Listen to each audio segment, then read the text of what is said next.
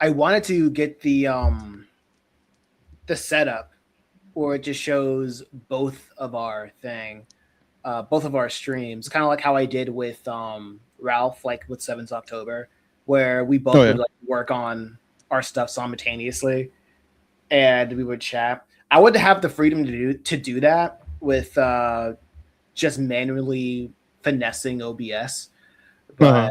you said that StreamYard is something that you're familiar with. This is my first time using StreamYard ever, Oh, so I thought I you've just used StreamYard before. no, I just straight up do. I'm just straight up in the trenches doing all the technical things with OBS. Oh, And okay. Wow. yeah, so like I did this because I'm like, well, this is something that you know, and I don't want to put you in an uncomfortable zone. What I would have done is something I did with a Coffee Comics, where or just Seventh October, like I said before, it's just he would video call and I would just screen record his video, and I Hmm. would just broadcast my. I would just screen record what's going on my second monitor, and I would just Uh-huh. like alter, not alter, but I would use the graphic design skill and just try to find out a good split screen type of layout instead Mm. of using what instead of using what a the StreamYard has. But Y- maybe we can do that next stream. Yeah. Maybe we can do that next stream if there's going to be a next stream. But hopefully there will. Hopefully there will. But other than that, yeah, we're live. It takes a while for people to show up because I'm not that I'm not that huge. I'm still trying to figure out the internet thing. Oh yeah. After 7 years of trying it out, doing this down the third, and the first thing that I probably was going to think about of our menus of topics are are our efforts when it comes to promoting and marketing in comics, since I feel like we have a lot of things that are similar, or we can just like bounce off of each other and learn more about marketing or the philosophy of creating, or what kind of influences have we been getting ourselves into in terms of media or other forms of art. So that's a lot. That's a lot to like talk about, I suppose. But I guess we can just start off by saying, what have you been up to lately? Yeah, not much. I'll just say what's up. I'm Comic Ken. I do comics on YouTube. I do my web comic. It's coming out called Saintly. And that's basically all I've been up to for the last few months. Just drawing Saintly and stocking up all the pages before I launch it in October. So yeah, that's what I've been working on. What's the like approach are you going with Saintly? Are you trying to follow a shonen type style of a long form, or are you trying to do a shonen type style of having a long form story, or do you have like a set number of books that you want to produce, uh, that you want to produce, and then go on to the next project, or a mysterious third thing? So with Saintly, what I have planned with my publisher is to do a single graphic novel, and that will be around 15 chapters. And then once the graphic novel is finished, it's basically up to me what I want to do with Saintly, like whether it's popular enough to continue creating it, or if I want to just hop straight into like another project or a previous project that I was working on called Air Rider. I remember. Um, Yeah, yeah. for that. So I do have ideas for where to take Saintly if it like blows up and becomes big enough for people to want more of it. But if that's not the case, then the graphic novel ends at just a nice cutoff point. where I can stop it there and move on to something else. Like, how much attention is enough attention? What is that threshold for you? The threshold for me is being able to pay back the advance to my publisher. Like if I can pay back the advance and then like profit from that, then that will show me like, oh, this is something that people want and they want more of.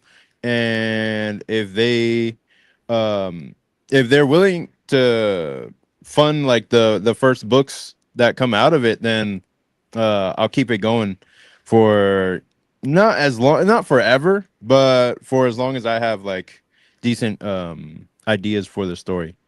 Oh, Because I do have an ending point for the graphic novel, but I have an even longer ending point for the entire series if it blows up into a longer thing. okay. How do you like 15 chapters is an interesting number. What made you settle on 15? Because 18 or 20 would be too much. Like, I was thinking of having the story be longer than it actually is, but discussing it with my publisher, like we figured out ways to truncate that so it's not taking up too much time or it's not becoming too self-indulgent. Because a lot of manga stories kind of operate on that, where they have a nice premise and they tend to kind of elongate it by delving into the weeds or getting more in depth into the story, and that's my natural tendency to want to do with my projects, is like wanting to get deeper into the story, elongate things.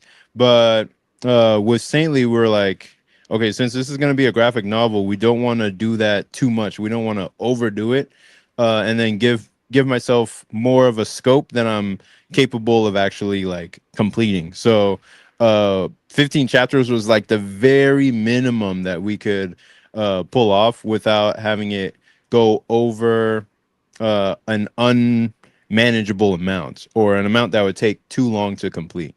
So yeah, that's how we arrived at that number.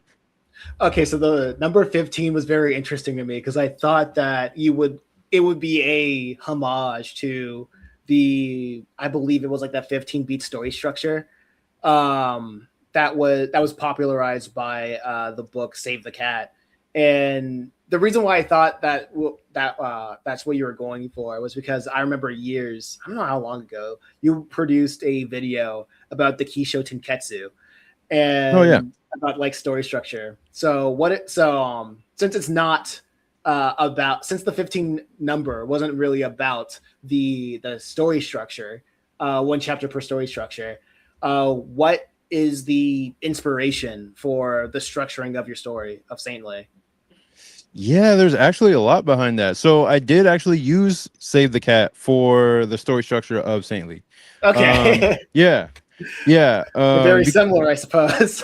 yeah, because it's a very because it's a graphic novel, it lends itself well to using a movie type story structure, and and that helps like put everything into a nice order that I can work with for the story.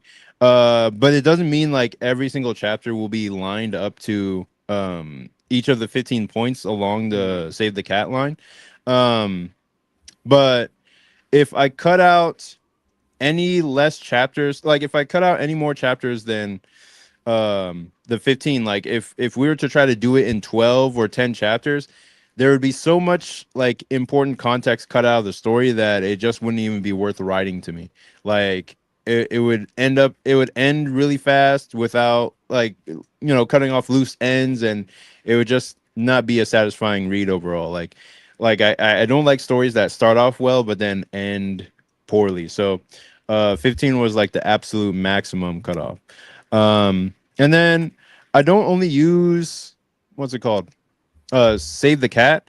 I use multiple different story structures to try to order the story, and when I get stuck, those other story structures come into play to help me get it right. So I'll use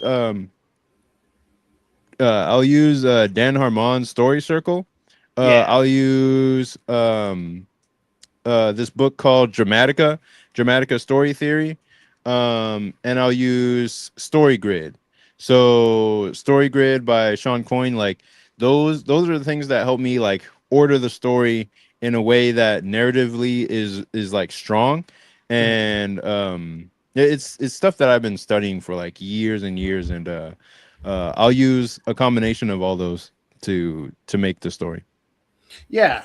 Well, the one thing that the grid is very similar. Sounds similar to me. Isn't the purpose of the grid having different plot points and mapping them out by audience emotion or how you want to intend the audience emotion? Is that something how it is? Is that the grid method? Yeah, yeah. Okay. That's basically it. Okay, yeah, so I guess I've done that too. Um if I like pan my camera over to like my wall, it is really funny because like I map my my plot points for the different books that I have, Hmm. like a madman. It's kind of like all these like notes is just like I just turned my wall into like story, like a story structure, story plot beats for the to Nice. keep track. And I experimented with the 15 point. The Dan Harmon 8 point story structure is the probably one of the best ones to start off with Oh yeah. because of I feel like the way that storytelling resonates with the culture that you grew up in, because the 8 beat story structure, it is a simplified version of the hero's journey. Hmm. And if you're a child of the West, like both of us are, then a lot of the stories that we consume, it more or less follows the hero's journey, and that is what the audience are like us are the audience of like people in the West or in America or what have you. Uh, we are used to for like thousands of years, right? Oh Where yeah. you have a story like the Kisho Tenketsu, we can understand it in a way. Hmm. We can understand it. However, it is it is going to be I'm sure like my theory is that there's going to be a lot more of a learning curve of understanding the context, because we can all watch Naruto or Bleach or Akira, and we can all see how strong those story beats are, how strong those stories are, but Yeah. we only consume those types of story like candy, where we go Hmm. back to the main course that is like the Western style of story, because that's what we've been grown for. That's where we've grown to be familiar with. And I think there's something that is very strong about the familiar aspect of story structure, uh, that is something that's nearly sacred. I like for me, I hold structure nearly sacred when it comes to um, formulating a narrative. And what are your thoughts about Nice. that? I feel like you have some gears turning. Yeah, for story structure, I still feel like Naruto is one of those that inspired me the most. Um, and then Avatar: The Last Airbender is one of those like infallible story structures where you can't really say anything wrong about it. The way that they write it and then pace it out is so strong. Like you'll watch an episode, or I'll remember episodes that I thought were 2 episodes, but they were actually just one. Like it's so well paced that they're able to fit a lot of content in just one 20 something minute episode.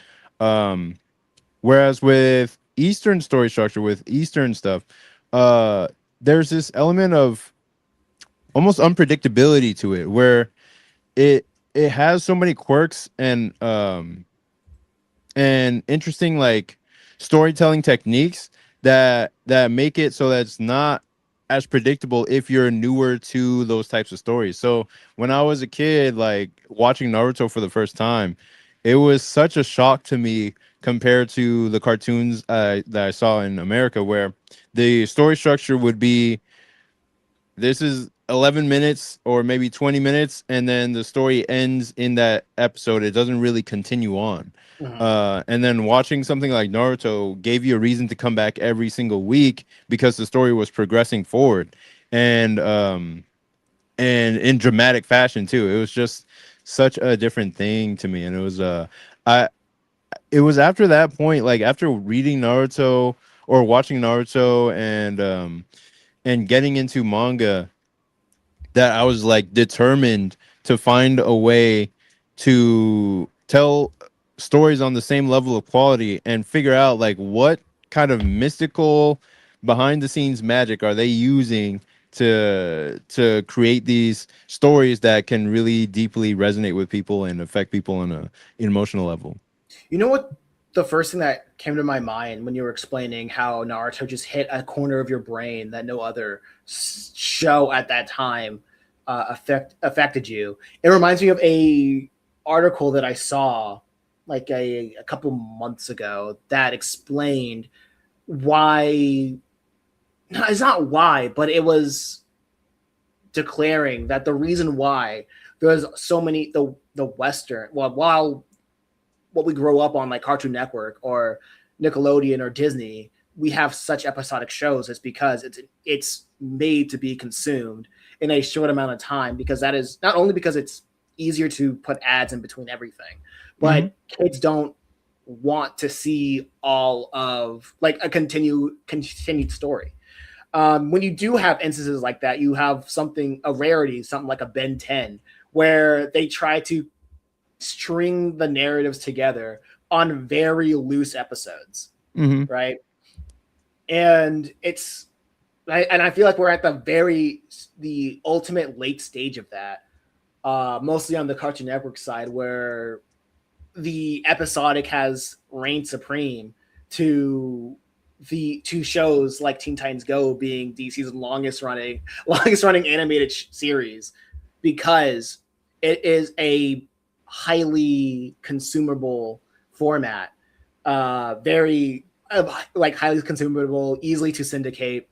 And I don't say that to demonize children's entertainment or the serialization of like animation or Mhm. the Western style of storytelling. It's something because as we live in this current age where everything is streaming now, like everything is made to be binge watched. Uh-huh. We unfortunately live in a time where the kids who grew up watching anime are now making the shows.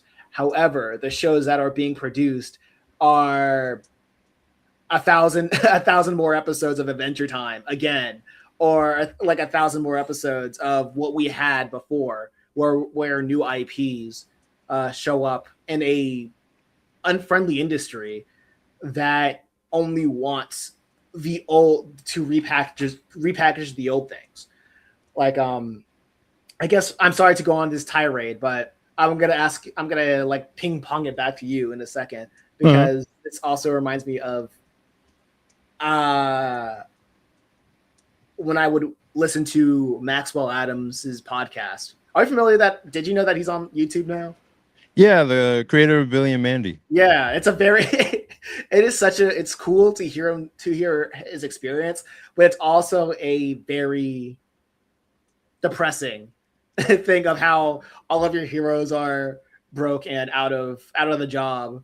And I say that hyperbolically, but because the entertainment industry could absolutely treat them better. But the fact Mm. of the matter of how these contracts work, where if you sign your cartoon, your IP to a network, they can do whatever they want with it, and like point blank, and doing whatever they want uh, equates to either like 10 years of renewals, like what you see in Rick and Morty, Mm. or you would have one season and then you're gone. Also, hey G4, what's going on? Welcome to the chat. Like, and then you're gone. But it's really a sad thing to see because Cartoon Network has such a huge lineup of IPs, which I am sure if the network would give them the opportunity, uh, those creators would hop back on the bandwagon because the industry right now is not in the greatest shape, and it seems like it's like that throughout uh, the entire entertainment sphere. What are your thoughts on that? Would you say the entire entertainment sphere encompassing manga, anime, cartoons, games, everything? It oddly enough, yes. It's kind of like the fall of Rome, but in entertainment, because it's like I remember hearing this one person say, if you ask somebody like what was the fall of Rome, it's more of a litmus test of what they actually care about, because the fall of Rome is came from bad weather, like earthquakes, natural disasters. Then you had several invasions. Then you had the people falling to decadence. Then you have like all these different things. But if you ask somebody what was the reason why Rome fell, and they say, well, it was because the weather. It was because invasions, or well, it was because decadence. That is the pinpoint reason of what they think is the most important thing to a society. And I take that to entertainment, where you say like, what is the fall of entertainment? Well, the novels are bad because all of entertainment is formed from a book. Like Shrek came from a book. I'm pretty sure pretty much all of like DreamWorks' lineups came from a novel of some sort. Like That's news to me. Well, yeah, How to Train Your Dragon, Captain Underpants, put Shrek is a children's novel. Yeah, I had no idea about Bad Shrek being Guys. a children's novel. Yeah, it's all like it's nothing is new. Right. Like it all came from that. And I guess the most obvious ones are the comic book movies like Spider-Man, Mhm. Captain America, which a lot of people would say that it's, well, fans of Marvel, they would say it's not. It's not the same universe, but Right. it all stems from a work in progress that has proven to work. That like the comics, which is the printed media. Right. And before I give my take on that, because it might be a little bit of a long one, I wanted to Go get ahead. your thought on like, did you have any examples of those types of shows that are basically just imitations of the old manga and anime, or maybe cartoons that inspired that generation?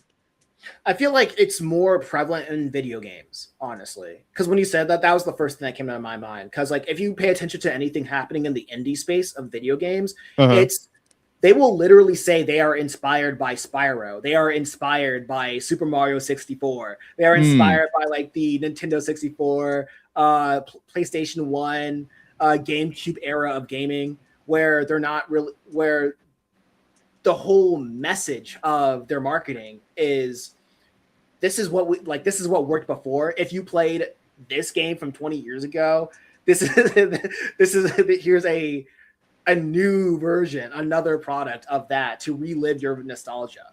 I see that a lot more in video games. And I'm not, and the type of video games that I play, well, that's my biggest downtime. I noticed that like your biggest downtime outside of making comics is reading manga and watching anime. I Mhm. used to be like that, but I just shifted over to video games in the sense, and I don't think video games are like a better medium. I just do it to as somewhat of a fidget spinner for my hands to occupy my time as I unwind my brain. And even the Right. games that I play, it's sometimes they have good stories, but most of the time I'm more focused on the interactivity that I can get from a video game that I cannot get from that I can only experience in passing from a movie or TV show. Right. Oh, okay. Um, so one thing I wanted to say, first to G4, what's up? He said just like Japanese manga companies, they own your IP if you sign on to those manga competitions. I recently got a nice long comment under one of my videos where uh they don't own your IP if you sign for those competitions. um I think they just get the publishing rights, or if you don't, if you fail out of the competition, like you don't even, they don't even take your work. Or if you succeed, they get the publishing rights to publish the one shot that you created. So it's not like you create a whole one shot, submit it, and then they own it forever. It's like if you don't get chosen, or if you don't get uh published, then they don't own your thing. You still own the rights if you don't get published. But That what you said, G4, it's more applicable to like the Western style of production, where if you pitch a show to a network, it's theirs forever. It's gone. Like you would see, well, everybody in Cartoon Network, even people in Disney. I think unless you have like some very rare exceptions, like what Danny Antonucci did with Ed and Eddie. Well, for Danny Antonucci with Ed and Eddie, that was a very interesting. No, it's no Cartoon Network still owns it, but what made Ed and Eddie very interesting was that it was Danny Antonucci's own production company. Instead of going in house, he was in charge of everything of like the production, which gave him more creative control, I believe, of what can be done or what is the final say, because he's not using the company dollar, the company dime for production. right, that's really But interesting. I think actually that's how a lot of things are with Netflix, or like giving your stuff off to streaming services, because you would have to go to before you would have to like pitch your show so they can buy it from you, and then they'll in good faith they'll bring you on as a showrunner. But if they don't trust you as a showrunner, they can still buy the IP and just give it to, I don't know, Seth Rogen to be the showrunner if they wanted to, or Right. whoever big wig that they like, or whatever they want to keep in business with.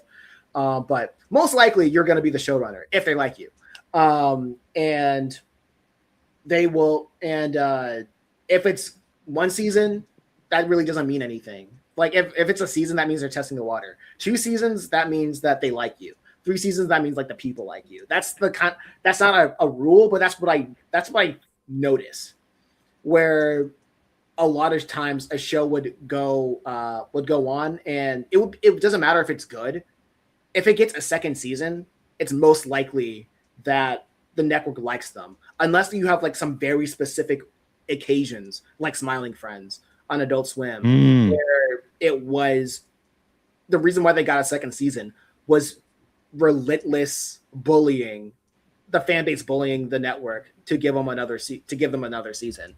And I think what they did was very interesting, when it comes to ending it on their own terms, Hmm. right? Because the reason why while there are only 2 seasons of Smiling Friends and 10 seasons and 10 years of Rick and Morty is because the creators of Rick and Morty, they signed a contract with Adult Swim that they're going to produce 10 years worth of episodes, 10 years worth of seasons worth of Oh episodes wow. of Rick and Morty, no matter what controversy goes on. So it doesn't matter if both of the showrunners are gone. They are contractually obligated to produce 10 years worth of Rick and Morty, and that's why no Wow. matter how bad the episodes are going to be or how bad the season is, they are contractually obligated to make those series. And that's one of the few instances where it works out in the favor of the creators. But most of the time, specifically in the realm of music, if you're caught in like a contract, you're basically a slave. I know it's Yeah. like, yeah, you hear it a lot, the worst aspects of these contractual obligations, you will hear them within the realms of the music industry, Right. which is also crumbling in its own little way. Like I said, going back to the fall of Rome, it's a multifaceted collapse of the industry, where it's not just video games, it's not just like TV, it's not just like music, it's kind of everything falling apart because I the reason why is I think if you can throw a rock, you would probably hit it. You probably would hit an aspect of the answer, but without understanding the encompassing issue of the entire answer, right? Yeah. Yeah, I can really only like attempt to get at it somewhat in whatever I say, but this is something that that Coffee talks a lot about as well, where like in this age of decadence, it's almost like the creations that people are making it, the subject matter is almost stuff that doesn't matter really. Like the if you watch a lot of the content made these days is just made to be watched and then kind of forgotten after one sitting. um and then in the past there was a lot more work that was made with the intention that this is going to last, this is something that should carry on into the future. And man, I had Can I pick up where you're while yeah. you try to find that train of thought? Yeah, go for it. When you say like we're like before people would make things that are meant to last, the first thing that came to my mind was something that's contrary to that philosophy, and that was the Renaissance of Disney. Well, not the Renaissance, but like the golden age of Disney. Like when Disney was still alive with like Snow White Uh-huh. and Rapunzel and all that, not Rapunzel, but Snow White and all the 2D stuff with Disney when Disney was still working on the movies. Uh-huh. And the reason why he would make those movies, I believe I remember I saw this from a documentary, and he said like the reason why he made the animation of the adaptations of the Brothers Grimm story tales was because he wanted it to be an accompanying medium to get kids to read the fairy tales, right? He Mm-hmm. would never imagine, Disney would never imagine that his cartoons would be like a cornerstone of American entertainment, where like the way that it is today. Uh-huh. Like maybe he changed his mind like later in life, but as he was making those movies at the time, he was just saying, okay, he wouldn't even think at the time, people wouldn't even imagine to preserve film like it like that, you know? Mm. Like he thought it was just like, okay, I made this cool little cartoon, I made a little bit of money, on to the next thing. Yeah, and that's actually a similar philosophy behind a lot of manga production in the past as well, where most of manga was just made as like a pulp object, like a pulp thing, where it's just, hey, we're just making this material to put out there and make a quick buck. It's not meant to really be much deeper than that. And it wasn't until people started taking it a little bit more seriously, where um like people were treating it like an actual like art form. They were Yeah. like Made they for were preservation. Like we gotta yeah, preserve this. right, exactly. And even if Disney's intention wasn't to make something that was like, you know, long lasting, things in the past had that quality just by default, it seems, where um th- there wasn't, I don't think there was as much of a commercial industrial complex back then when it came to entertainment, since it was still so new. So by default they would be creating things that would have some lasting quality, that where compared to like today, where you can do the equivalent of a Disney cartoon almost on your own, versus how many people it took to make even 30 seconds of anything back then. Um, and these days, it's like I don't see the new Star Wars. Like I don't see the new Pokemon. I don't see the new the new big cultural phenomenon that's, you know, sweeping the nation or whatever. Like we don't have that that monoculture anymore. And it's very hard for anything to rise up that's as big as Pokemon. Like it might be starting today, but we won't see the effects of it until another 20 years down the line. But everything is so fragmented that we can't really. It's hard to really even see anything blow up in that way. Mm. I I think yeah, I agree with that. I don't want to ignore G4 because I know we can go on like like I feel like we bounce off easily. So Oh yeah, yeah, I want to bring up G4. yeah. What are your guys' thoughts on Ino Asano, creator of Goodnight Poon Poon, embracing AI into his manga production pipeline? I saw that. I I skimmed it like when I was on Twitter. I just saw Mhm. Asano AI, and I'm like, oh, he's just probably another thing of like AI is ruining everything. I just scrolled to see like cat videos or something. But hearing him embracing AI in his pipeline, I think Did you read the full context of the tweet? What he said? no. Did you? Yes. Okay, so enlighten me. Yeah. So what he said in his tweet was he was like he was waiting for the AI ban to lift in manga production. He said AI is not allowed to be used in manga production, which I'm not sure if that's 100% true or not. But he said he's waiting for this ban to be lifted so that he could make use of it in his own work because he paused his production on his latest manga, Mujina in the Deep,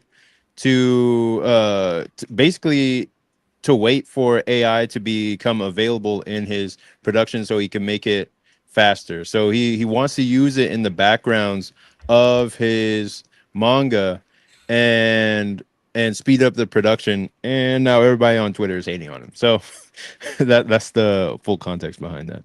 I think that the first thing that I think about that adds a little bit more context, a little bit more flavor to my thoughts.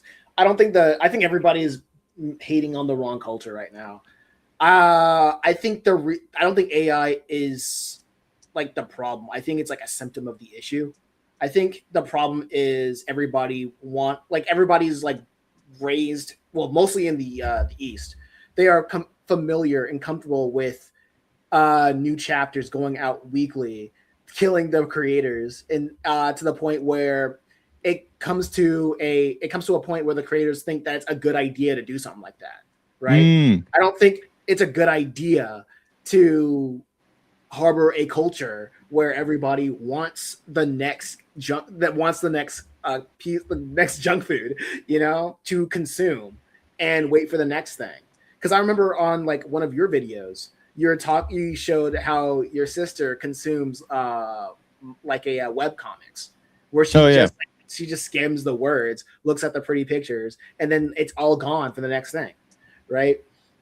And that's not me like blazing AI. And I just noticed a lot of people left as soon as I said that idea. I know, it's a hot button topic, but Hmm. hey, I'm relatively unknown, so I'm relatively unknown, so I feel comfortable saying stuff like this. Oh yeah. However, I think it's mostly the wrong, like the it's more of people are more upset that um well no I feel like it's a sign of the times most of the thing. I'm not going to blame anybody. I just say it's more of a sign of the times of somebody who's been in the manga as like Asano being in the manga industry. He knows that he is familiar with people not engaging with his work unless it comes at a timely fashion. So he wants to find a production, like a pipeline to meet that standard, which I don't know if his publisher is saying that he needs to find that standard, or is he a solo, an independent guy. Um, wait, hold up. New person in the chat. Uh, Jigs Miggle. What's going on? So surreal. I've See you seen them two before. live stream together. What's up, guys? Yeah, what's going on? Welcome to the chat. Yeah, it's a good Hey, experience. what's up? I've seen them before. Yeah, respect. Never thought of that. Yeah, I think it's pretty much a sign of the times. I just don't. I usually think about that because I know in the indie comic space, indie manga space, everybody stress about you got to create your manga on time. You got to do it in like that. Since I'm not in, I don't see myself in that space because I don't really interact with a lot of people. I think the only people that I interacted who are like heavy in this indie manga space in the past year or so is Seven's October, Read Under God, and you, Comic Ken, Read Saintly. So, and I think where I separate myself from like that orthodox idea of like producing a lot of content in a short amount of time. I think the thing that like I think first about is we don't if your stuff is good, you don't need to rush it. Like nobody's asking for the Bible too.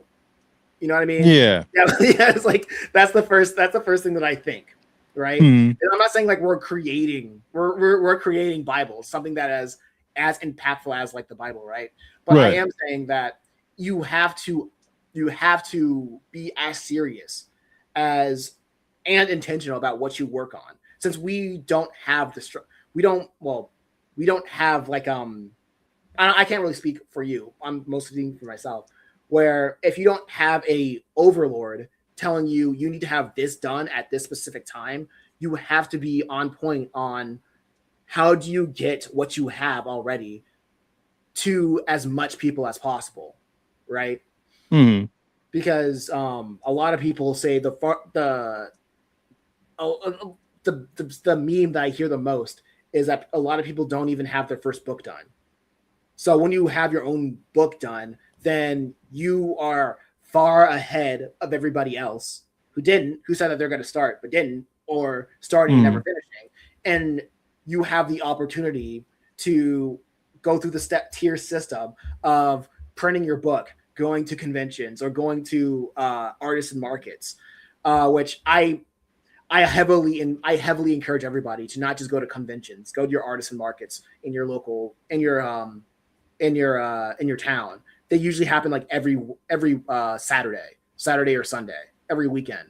Right. So you don't have to wait for your conventions. And not only that, they're local. And when you have a comic book to like your neighbor, and they're like, "Wow, you live in my backyard and you're doing this.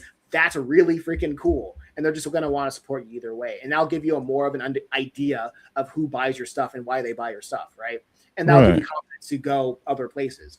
But that's just my tirade about people, the culture of that makes people want to use AI in their work, and going into why it's important why marketing is the most overlooked aspect of comic or manga creation, or in the independent space specifically. What are your thoughts on that, Ken? Yeah, I never really thought about how it is such a function of the manga industry to be on time and to hit their deadlines and to keep that content coming so that people will stick with the work and keep reading, because so many creators, like a lot of people don't realize is how stressful it is to keep up with a weekly schedule or even a monthly schedule with the amount of pages that they're doing. And really the only solution to that is hiring assistants or hiring more assistants. And Asano Inio himself, he, instead of using AI, what he does is he'll use like photo traces, and he'll also create entire worlds in what's it called, Unity. Like he'll use Blender and Unity to create backgrounds that he can just take a snapshot of and use that in his work. So I'm not sure why he's so Yeah, like focused yeah, on AI because he has the skills to create his own backgrounds and do all this other like crazy stuff.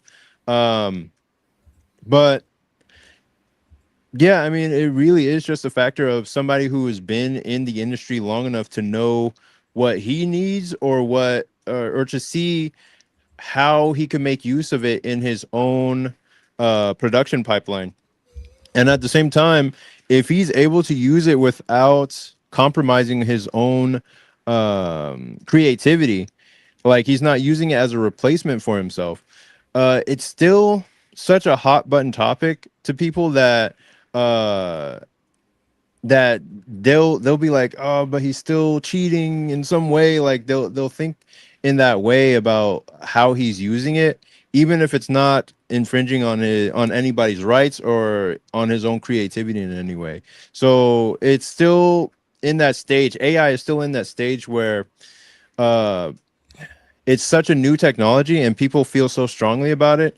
Kind of how like when Photoshop first came out and people were like, oh, you if you're drawing digital, you're cheating. That's not professional. Like you should use traditional means and methods and whatnot. So yeah, people still feel too strongly about it, especially artists, to really accept that from Asano Inio right now. yeah. G4 says people used to say digital art was cheating. Also using 3D backgrounds. Now it's normalized. You know, Yep. would you? The first thing that came to my mind was the manga Gantz. I Oh hate yeah. I hate and love Gantz at the same time. Like Yeah. like and it's not because of the backgrounds, because I think it's a very admirable of how he wanted to incorporate, I would call it mixed media, like into his workflow. Sometimes it would be a really cool effect. Other times it's pretty cringe. But the thing about Gantz is mostly, like I said, what grips me about Gantz is the overall narrative, well, the overall character arc of the protagonist being just a scum kid who doesn't care about anybody but himself, but he finds himself in the game, inside the Gantz game, where everybody around him dies, and he finds himself the oldest surviving person within the Gantz game. But Mhm. everybody, and then he finds himself where everybody is looking towards him for survival Right. because he outlived everybody else. So Right. he's No forced spoilers outside. though. Yeah, no, I'm just like, this is how I get people into Gantz. This is Right. how I I'm get people I'm into already Gantz. reading it. You're already reading it, Yeah, yeah, yeah. So I just finished the first big volume. I have it actually in the back over there, but right? I haven't I gotten too love far into it. I love and I hate Gantz at the same time. Yeah. but like, but yeah, that's the thing that like gets me into that makes me like the series. But other than that, like the use of CGI within Right. manga. Like when was it released? When was the first thing released? First thing Like of Gantz. yeah, it was like early 2000s, late 90s, was it? Yeah, that's what I'm thinking. Like late '90s for sure. Hold on, like yeah, Jamie, pull it up. Like Yeah. let's see. Yeah, June of 2000. So you June know of that 2000. Wow. so like the tools were rudimentary. He wasn't working with cycles and Right. blender. It was rough, right? Yeah. Thing like 2000. Well, not the first Toy Story. So like probably like Toy Story 2. That's still rough. And imagine like the cartoons that came out in the 2000s and like the early 2000s. What was going on in the early 2000s? All I want to Hmm. think about is Reboot, but that was 90s, right? Early 2000s was like Kim Possible. Jimmy Um, Neutron, Jimmy right? Neutron might have come out a little bit later. Oh, Um, I'm thinking like Courage the Cowardly Dog. Um, what's it called? The Powerpuff Girls. But I even that mean, was maybe the a first little no, 90s. Jimmy Neutron is like 2002. So 2002. Okay. yeah, 2002 to 2006. And that Nice. was like the best ones. But that suffice to say, he was like doing it when it was like really rough, really rudimentary, Right. and when the programs were not beginner friendly. So Right. it's really cool to see him use stuff like that. The first Yeah, he thing was that like a innovator in the space in that way. yeah, And that kind of sparked another conversation in my mind that we can probably wrap around like the entertainment talk conversation, Uh-huh. where the time I met Cliff Blazinski at a are you familiar with Cliff Blazinski, the Nope. name? Okay, so he was the creator of Gears of War Oh, on the really? Xbox. Yeah.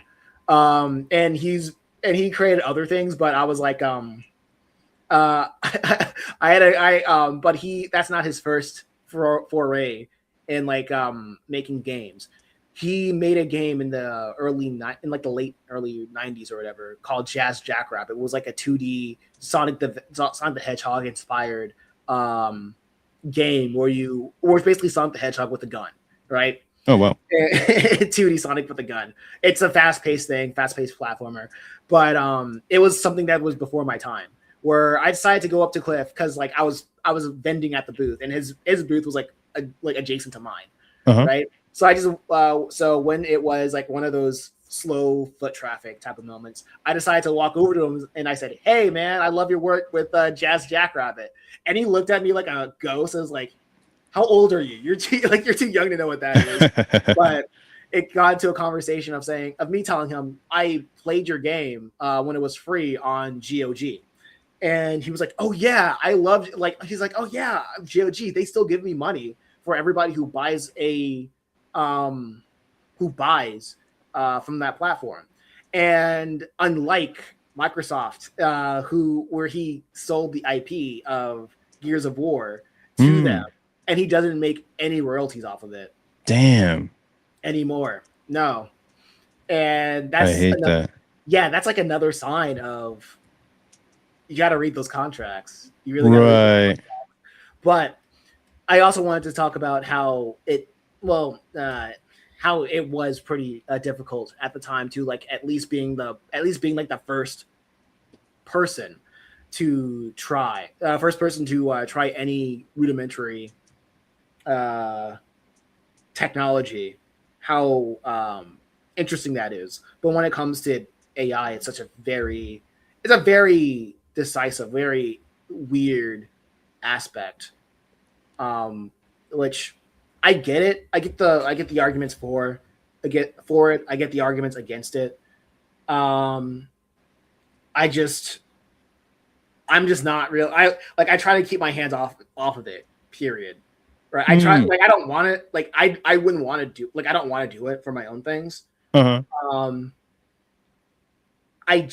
but when other people use it, I get it. When people hate it, I get it.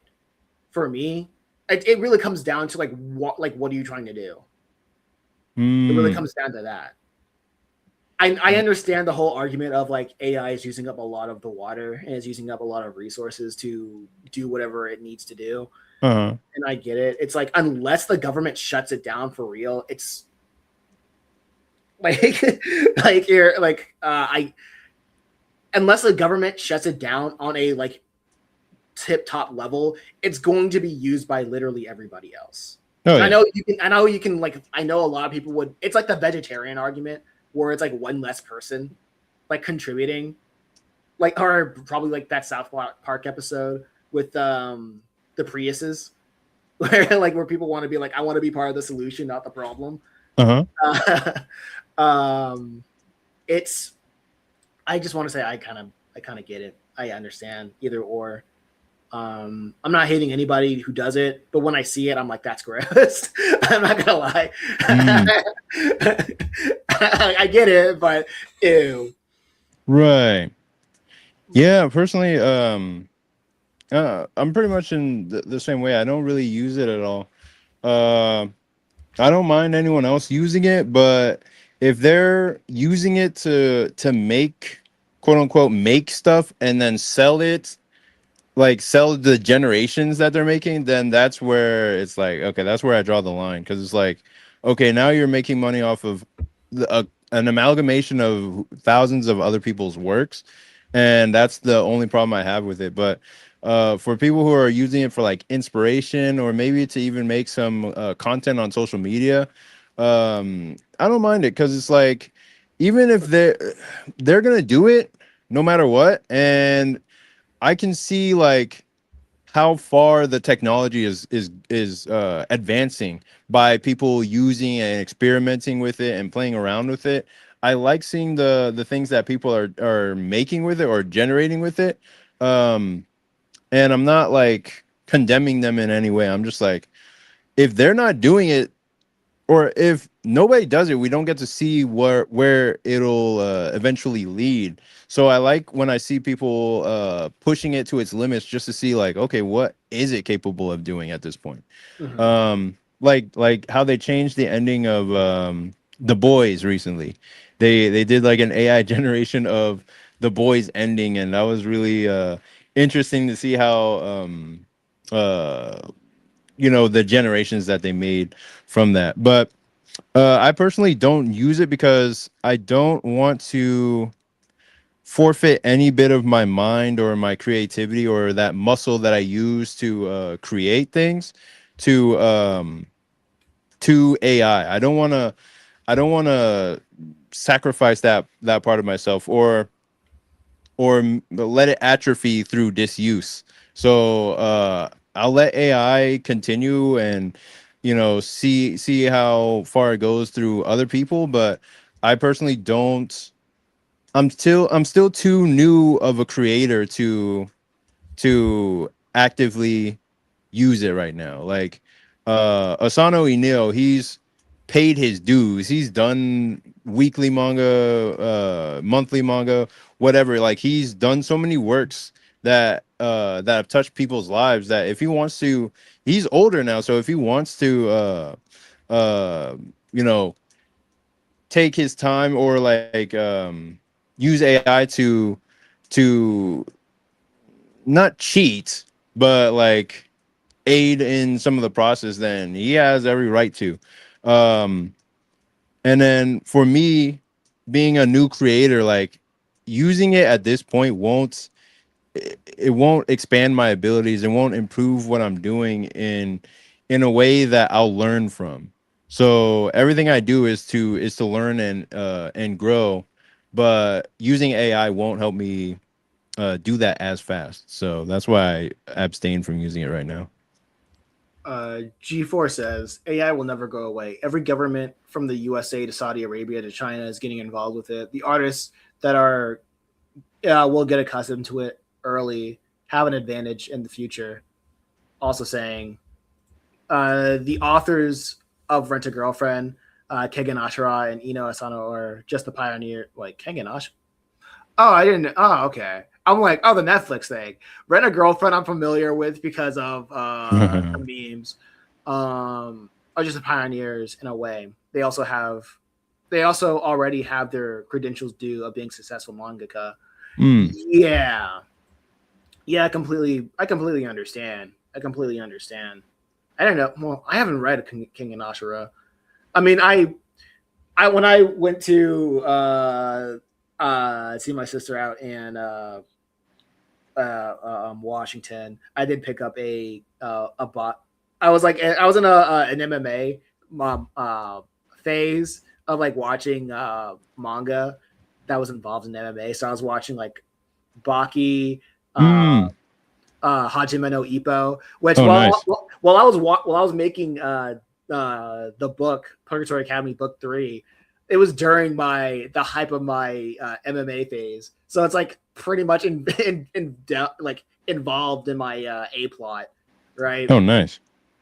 And it was like so it was like Hajime no Ippo, King and Ashura, and Baki, and when I was out in Washington, I got a book of like the art of Baki. I haven't really read it yet, but Oh, sick. that's what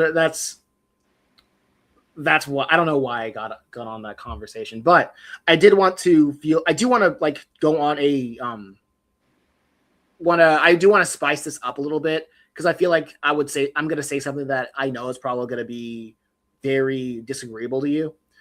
Okay. And one thing I say is the reason why I personally don't care about AI is because I have the idea. I have the sense of if I didn't make it, it might as well be AI to me. Because a lot of people, when I hear their thought processes, when it comes to creation, Mhm. they are too immature on what is art, what is their purpose of creating. Mhm. Where when people want to create something or create manga or create any kind of medium, they just want to imitate the feeling of aura and hype moments that they see from their Oh inspiration yeah.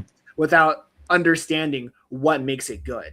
Uh-huh. So, and it goes on to what you said in your latest video of the two, what was it, Chainsmoker Cat and Oh, the other, Jimoto Psycho. yeah, Jimoto Psycho. Yeah. And it's it's stuff like that. It's all of it Mm. is just references, like Chainsmoker Cat just references from what I saw. It's probably something deeper with it, but when I like what I saw, that made me feel like I don't care. Is that I did not immediately get the sense of why should I see this? What are they trying to? Mm. What are they trying to tell to me as the audience that they need to instill in the character of a cat that chain smokes? Right. Like if they Yeah. like that's kind of how I like that's my philosophy of like creating, where how I pitch. I'm not I immediately dropped the elevator pitch after I tried to like talk to people in real life, because one, I'm terrible at like doing elevator pitches when it comes to the things that I create. Uh-huh. And secondly, I get way more mileage when I tell people what I'm explicitly trying to do with my story, or Right. I have a killer log line of what's going on that makes people they understand, or they try to there's something about it that resonates with them when I give the Right. either four of my log lines, right? Right. Before we get too far off the Chainsmoker Cat thing, like that's a really good point where even the commercials and trailers that I saw for Chainsmoker Cat, it gives a vibe of what the story is, but it doesn't give me any reason to care about what she's going through. It just showed me a bunch of shocking things in a row, and I was just like, okay, cool. Like she's in her underwear, or like her boobs come out, or whatever, or she's smoking some cigarettes out of poop or whatever, and like just blowing smoke out of her mouth. And I'm just like, or maybe she gets slapped and it's kind of funny looking. But I mean, there's nothing in those commercials that are telling me like what's the emotional through line of the story and why I should follow the adventures of this cat.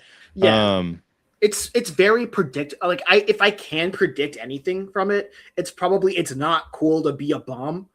I hope the message is it's not cool to be a bum. hopefully, you know, yeah, you know. But hopefully, hopefully,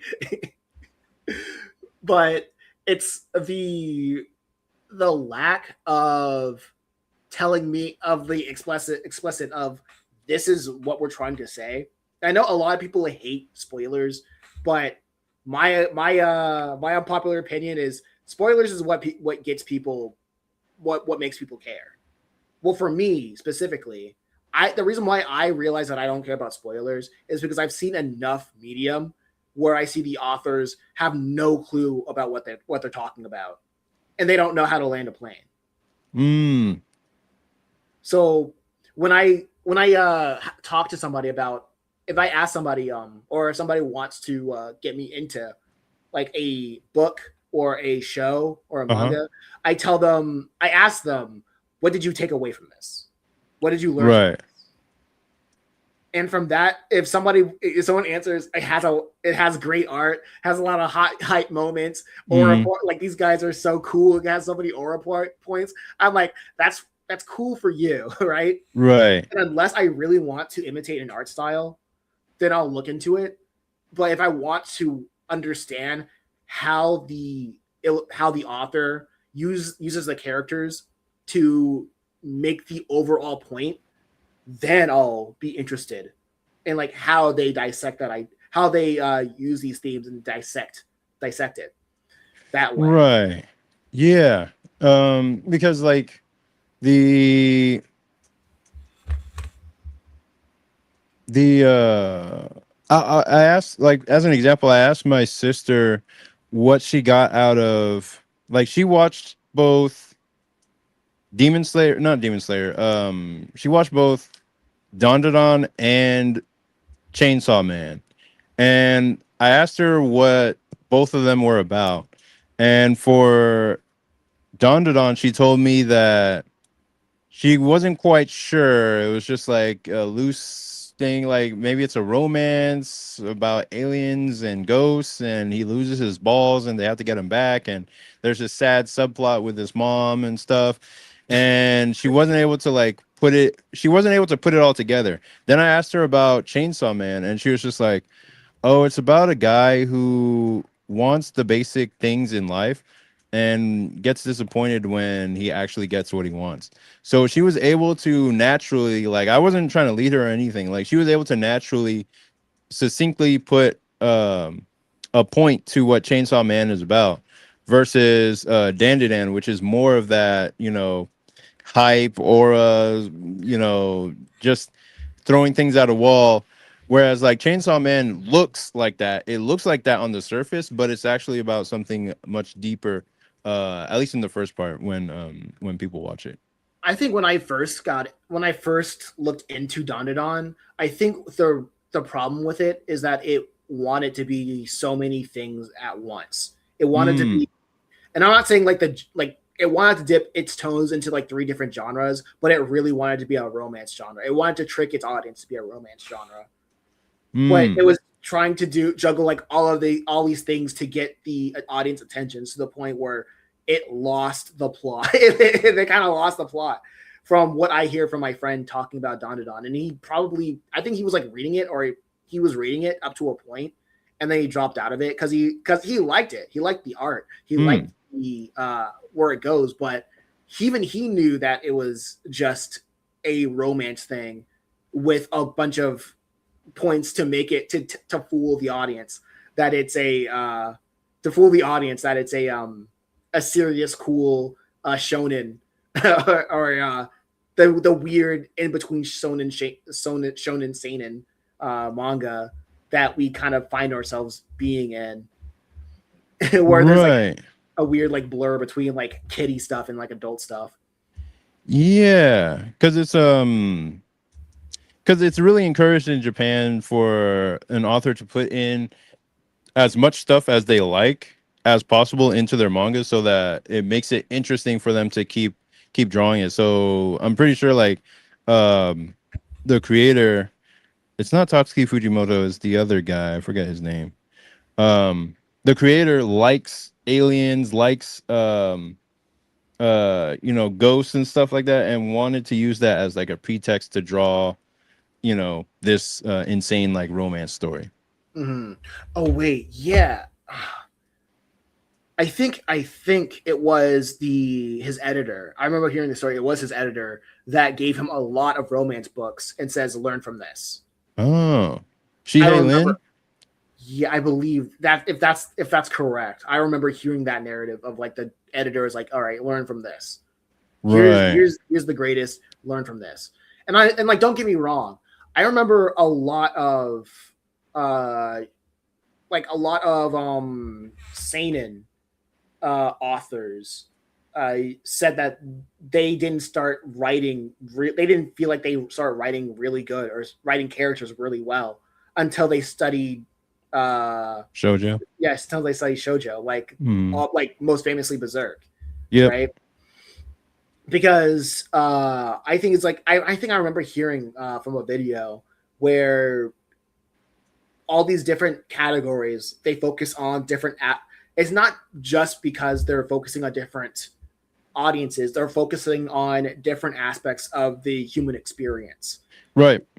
where where shojo or is mostly or josei where is mostly focusing on is are like which relationships are best for your type of personality, kind of Right. like your nanas or your kids on the Hmm. slope, or and then you have your shonens that's more about adventure, like conquering the world, and then you have the shonen that's more about conquering yourself, like conquering a world is is a means of conquering yourself in different Right. ways. Or if you want to be adult about it, like sometimes like seinen is just like a bunch of sex, drugs, and rock and roll. You know, Right. Right. it like depends on what they want to do with it. Yeah. And I don't see a lot of shojo, honestly. Maybe it's like you got your Sailor Moons. I never seen an episode of Sailor Moon, so I'll try not. So I won't speak. I won't speak as if I know about what's really going on. Girl power, Right. I guess. But it's suffice to say, all these different things, they focus on different aspects of the human experience, and through that, and I think through that they try to when I think through that, it reminds me of when I was reading Beastars. Honestly, are you Oh, familiar with Beastars. it? Yeah, I Yeah. I read through the entire manga, and what I got out of it was it's a josei disguised as a shonen. Hmm. So it feels like, that's why I say it's like it's we are in a weird moment where everything is kind of like they're kind of tricking each other into like getting the audience to be into a different genre. Because Right. if somebody likes Beastars, I'd be like, okay, you would love Josai. If you love like the character interactions, you would love like stories like Nana, or like Kids on the Slope, or like other Josai, Hmm. because it pretty much is a story about how like wildly different people can can learn to love each other. Right. That's basically the like I think the funniest thing about the series is that nobody cares about what a Beastars is.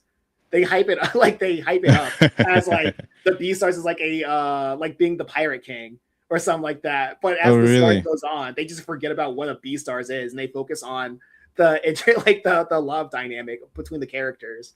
So I was like, Right. I see what they did. It's a bait and switch. Yeah. I think part of the reason why I dropped Beastars, like, because it hooked me in the beginning, especially with like the relationship stuff and a lot of the shonen elements, was that the shonen elements got too unbelievable, like ungrounded, to Mm-hmm. where two guys, a doctor and a high school student, beat up an entire yakuza to save their the girl. But it's like they just kind of walk in and beat everybody, and it was too unbelievable for me to even continue. I um understand. What kind of so- would have made me not want to continue was the world building of it. And people will die by the world building of Beastars, but oh yeah. I love narratives where it's a bunch of people, different people, wildly diverse creatures living together. Hmm. And Beastars tries to like tackle the idea of how people can come together and like overcome such adversities of being so like radically different. And I think Uh-huh. it sucks at it. And it's like, Oh, but it's still a good, but it's still entertaining. right.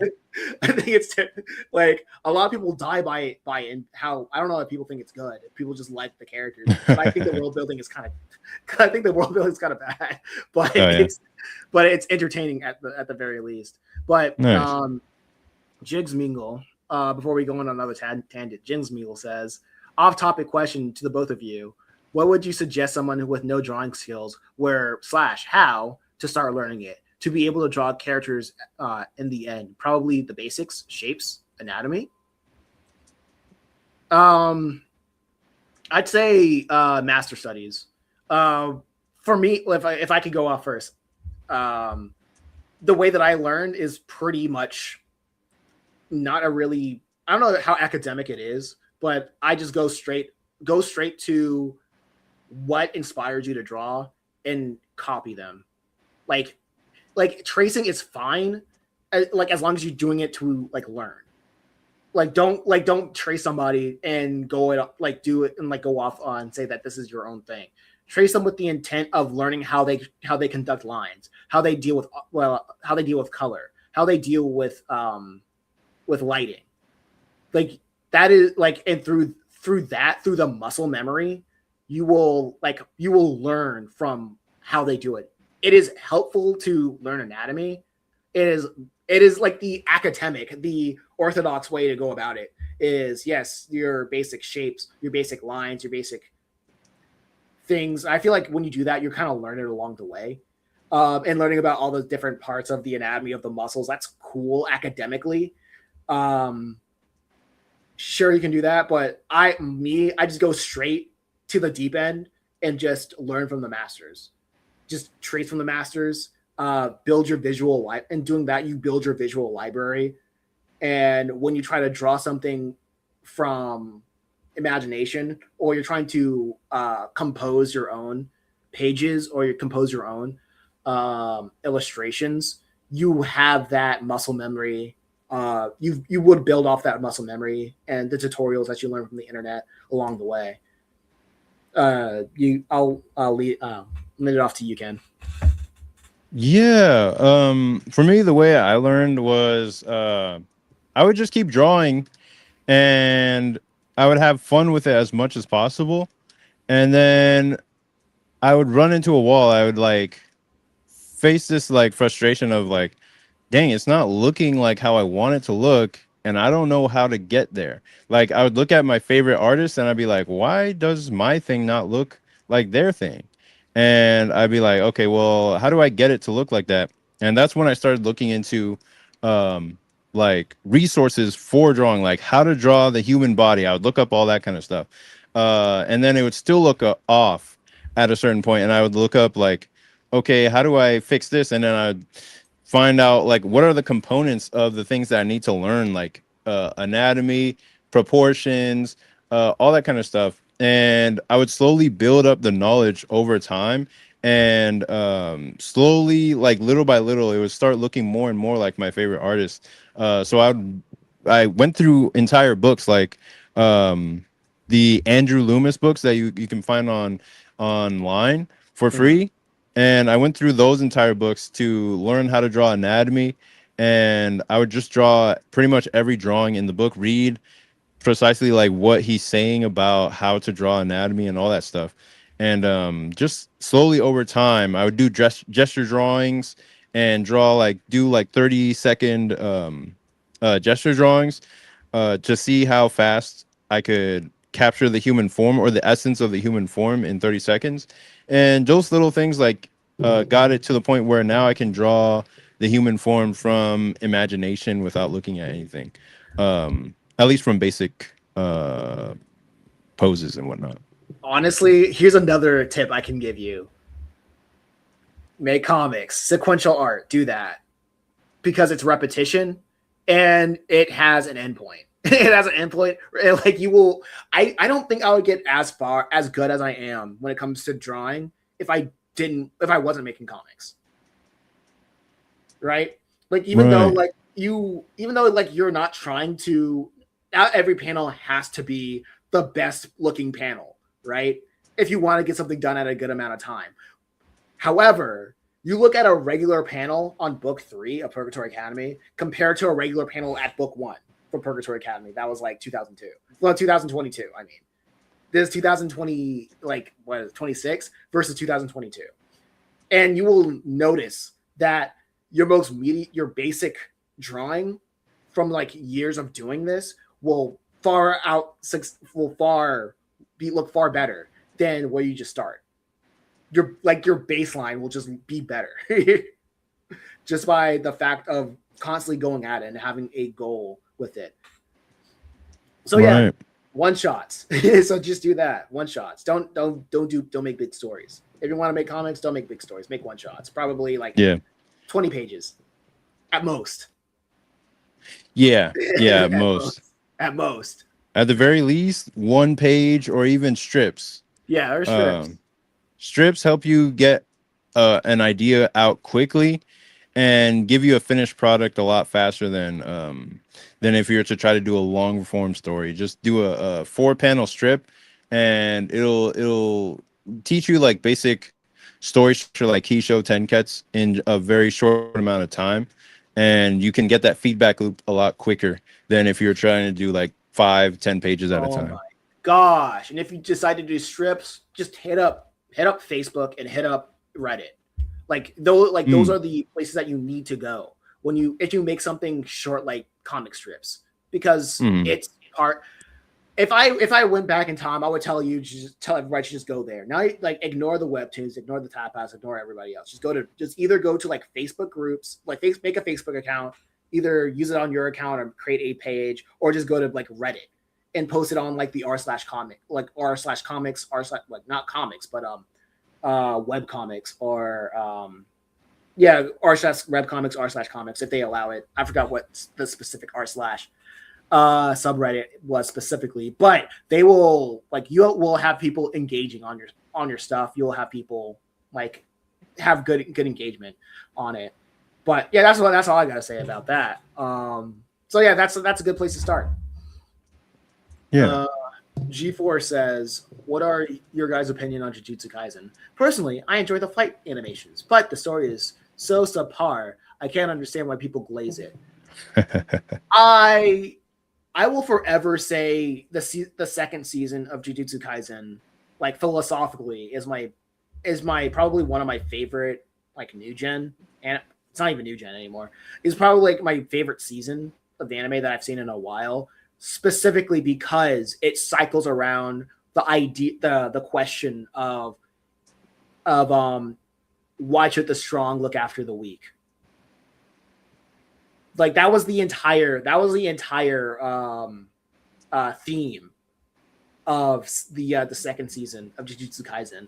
I don't think I've even finished the first season, but the second season just feels like a movie in that sense, because it was like, philosophically, it was so centered on that idea of the antagonist was made to be the antagonist because he got tired of looking after weak people that were just not ungrateful for all the things that he done for them.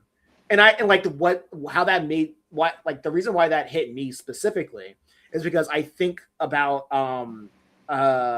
God in the Old Testament, because he does all these things for the people, all these things to reconnect with humanity, but humanity is so quick to forget about all the things that he done for them, to the point where God is only once where God's like, I'm going to like wipe everything out once. I'll give you guys another chance. But it just reminds me of the fact of how people can be weak and ungrateful, and how it, like, and explains like why it is a virtue, why for the strong to look after the weak, even though the weak isn't grateful, even though the weak ought to be grateful, but it's still a virtue to look after for the strong to look after the weak. I think that's why I like that season so much. Nice. But what are your thoughts on Jujutsu Kaisen? Yeah. JJK as a whole, I really wasn't feeling the first season. I was just like, this is not very Yes. narratively strong. Yeah. I don't understand why people like it so much, all that stuff. Second season, everybody was hyping it up to be like the second coming of the Chimera Ant arc, that I thought it was going to be much greater than it actually was. Mhm. But the story, no, the animation of the fights was so strong that I was just like, this is amazing. Like, it's probably one of the best visual spectacles in anime in the last, I don't know how many years. Like, it's just so you can feel how much the creators care about conveying all the action and all the the thought that goes behind each battle in JJK, that I was just like really impressed, but also kind of overwhelmed because I was watching it back to back. So it was just fight animation after fight animation after fight animation, and it was just so much to take in. Like, watching it week to week would have been a better experience than binging it all at once. um a couple of my favorite fights were like Yuji versus Choso in the bathroom scene, Mhm. and Sukuna versus Mahoraga. That both of those fights were like really, really well executed.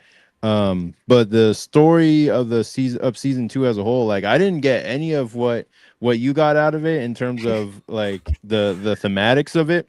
Yeah. Because Okay. I was just like, these themes, I can't really even pinpoint anything here because it's just kind of all over the place. Um, but season 3, I've been enjoying much more than season 2 and 1 because I finally just accepted JJK for what it is, and I'm just like, yeah, I'm just here for the vibes, dude. I'm here for the aura farming moments. I'm here for the fights, the lobotomy, everything. And one thing that a friend said to me that really kind of helped encapsulate what people come to JJK for that they can't really get anywhere else is JJK is really great for people who like complex fighting systems with a lot of rules, so that they can guess like who's gonna win in the fight. Like it's called JJK, like what is it called? It's called Sorcerer Battle, Sorcerer Fight.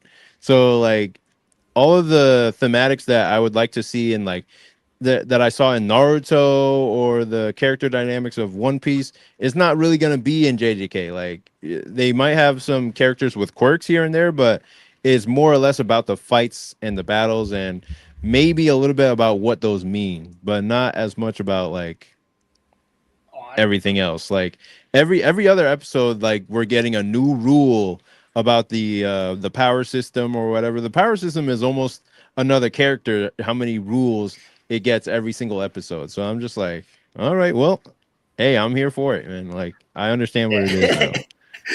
Oh my gosh.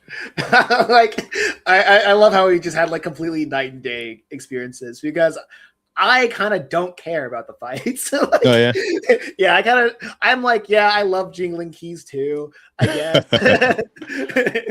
I love flashy colors. I love my cocoa melon or something like that, blah, blah, blah. uh, But um, I think what I liked the most was, I think, yeah, it's just, I keep seeing the core idea like philosophically, especially early on, where are you the strong, like where the antagonist like incited the Euthyphro dilemma of are you the strongest because you're Gojo, or are you Gojo because they're strongest. Like the Euthyphro dilemma being like, is God good because he's God? It's like it's stuff like that. It is that mm, made me realize that made me go like, okay, what do you got to say? But it was the right. reason, like I said, it's pretty much all the things that they hearkened on philosophically that made me sit down and think, okay, this is interesting. But this is also why I say we this is why we cannot have seasonal anime anymore. This is why we cannot have like all these quick turnaround times for manga, because people are only looking at the flashy points, all the flashy stuff. Mm, Because even if there was something that's there, people are waiting for what's going to come out next week. So I right. can't really, and that's why I don't like being around like anime fandoms, because they're most likely the people that are going to consume for the next week's entry, and then forget about it unless they want to have a conversation about aura hype points or lore, which I hate lore. I hate lore conversations to my bones. I Oh don't care damn. about yeah to my bones. That's that's probably like a contentious thing between us, right? Because like I don't like, me personally, I don't like lore. If All right. you ever see me play a video game, when there's like a sheet of paper that tells the audience like why things are the way they are, I'm like, nope. If I gotta read it, I don't. It's not important. I think it's I get that from my multimedia class back in high school, where my teacher says if it's not important, cut it. Like you Mm, gotta, like, you have to trim the fat, as much fat as possible, to uh, make like to not waste anybody's time. And when you play a JRPG, you realize they take full advantage of the medium of wasting people's time. So they just they just leave it as much fat as they can, right? mm, And you see that in video games, like just general video games, where they just want to like tell you what's going on in a sheet of paper, or just info dumps, and it's just not good. I just don't think uh, it's great. But I think if like the culture, like I said, if the culture was different, we wouldn't like and encouraged people to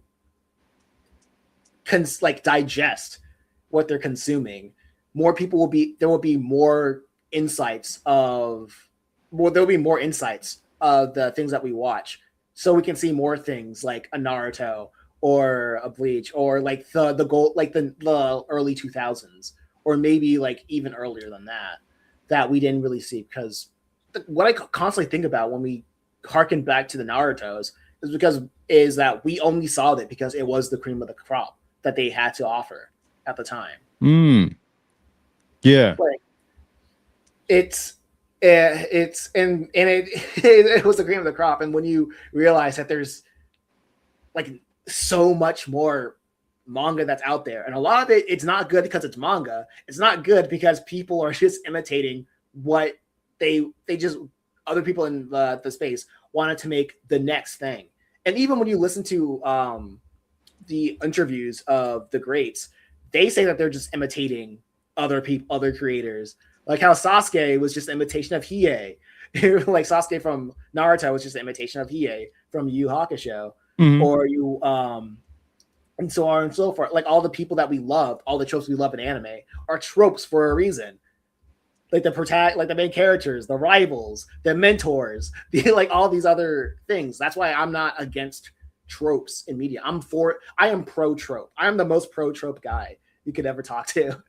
And it's not, I don't think tropes are bad. I think what's important is like, why do you need those tropes and what you're trying to do with them to get to a deeper point, to get to a deeper message. Like I said earlier in the conversation with Chainsmoker Cat, like what do you like? What is it that you have to say that is so important that you need to embody this character? Like you need to siphon what you need to say within the character of Chainsmoker Cat.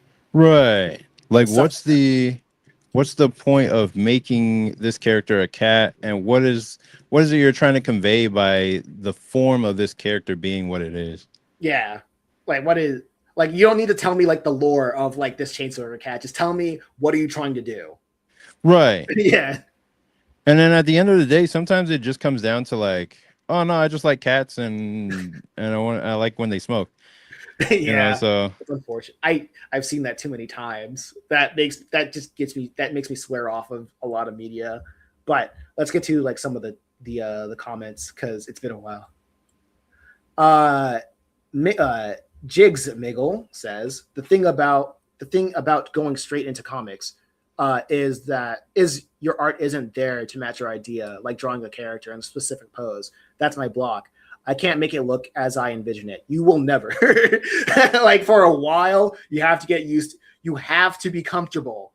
You have to be comfortable by saying, okay, that's not what I wanted, but you got to move on.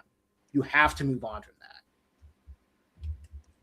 So, because if you want to be serious about this creating thing, you're going to be creating for years.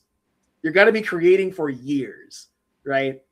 If you can't draw it like now, years later, and if you're still creating, you're going to draw it better later. And if you're not going to be creating for years, you'll say, I was able to make this, finish this, and that's pretty darn cool. That's a good thing. That's something to think about. Having something is better than having nothing. What are your thoughts on that? What are your thoughts on that, Ken? About not being able to not being able to start comics. Yeah, I didn't start comics for like professionally or even like semi-professionally for a long time. I was mostly focused on trying to get my anatomy correct. And so I would do little comics here and there just to myself. And if I felt confident enough about them, I would post them online. But it wasn't until like my first issues of Air Rider that I felt confident enough to actually like turn it into a book and turn it into a whole thing. Even though it wasn't like professional, like 100%, it was still there enough to where I was just like, yeah, I think I'm comfortable with putting this out there. So it'll be a while before you fully become comfortable with it, and it'll be even longer until you can draw exactly what you imagine. Like that's one of those skills that is really it takes a lot of time and finesse, where some people fall into a style that they can't really shake. And so their art just comes out like that, and they just work within the style that their hand can draw. Uh, and then others are like super determined to make things look exactly how they envision in their mind. So they're more of the visionary type, where they're focused on making it look exactly how they see it in their head, and they'll stop at nothing to achieve that look. Um, and what you might want to aim for is somewhere in the middle, where you understand the limitation of your hand, and yet you're still working towards getting to the point where you can draw more of what you envision. Because my friend, I have a friend who draws comics, and they say they can draw exactly how they envision their art. So um so it's like, it's not a problem that you'll have 100% of the time, um because some people can actually draw how they picture in their head. Real, real. I appreciate your advice. Thank you. Oh, G4 yeah. saying, bruh, we really saying JJK fighting system is complex? I read the manga and it seems like the strongest person in the fighting depends on the author's emotions that of the day. I think Yeah. I think, like I said, the fighting is not really the most interesting thing about about JJK to me, because I like, if the fighting was the end all be all, then I would like be super into season one, which I wasn't, or I would be into season two for completely different reasons. Because when I hear people talk about the things that they didn't like in season two, I just completely blank out of it, because it has really nothing to do with the story and more about the execution of it. And Mm. I'm like, so it's, I wouldn't say it's, I said like art is a subjective thing. I'd say people can get two completely different things out of it. That probably is another contentious thing between us, because I don't believe art is I don't believe art is subjective. But there is but there's that. Jim Eagle says, good point on the conversation about starting now instead of later. F in Mm. the chat, yo, what's going on? F in the chat, welcome, welcome. Epic What's collab, up? indeed. I want to go into like shift gears in the topic right now and go into our experiences when it comes to marketing, the marketing our comics. Um, and I noticed that you are focusing more on the YouTube side of things. I peep your weekly uploads and your Mailchimp, and like you're doing the what is it, the email marketing side Oh, of yeah. things. That's really cool. How did you come to the understanding of that approach when it comes to marketing online? Um, I read a book called The Perennial Seller by Ryan Holiday. And this was even before I went to the Kubert School. And he stressed the importance of creating an email list, which is your true platform outside of YouTube, outside of social media, outside of everything. That is where you have your actual fans that want to hear from you specifically. And when he said that, that's when I set up the email list, my website, all that kind of stuff, so that I would be prepared when when I did get bigger on social media, so that I can put all my funnel everybody into the email list. So that if I had something to sell, I wouldn't have to scrounge around on social media to sell some stuff. Where only 1% of the people on your social media are actually, like, 1 to 2% are actually interested in buying your stuff. Mm-hmm. Whereas on your email list, that goes up by 36%, uh, in proportion to how many people you have on your list as well. So that's why I started that. Yeah. Okay. Yeah. I I understand what you're coming from because I've been doing the very similar things as well, where I couldn't get a Mailchimp because like I'm trying to do as much as I can with spending as little money as I can when it comes to the upkeep. Oh yeah. Um, I think right now I just spend like around $12 to $20 when it comes to paying for the domain just to physically upload my comics on a blog.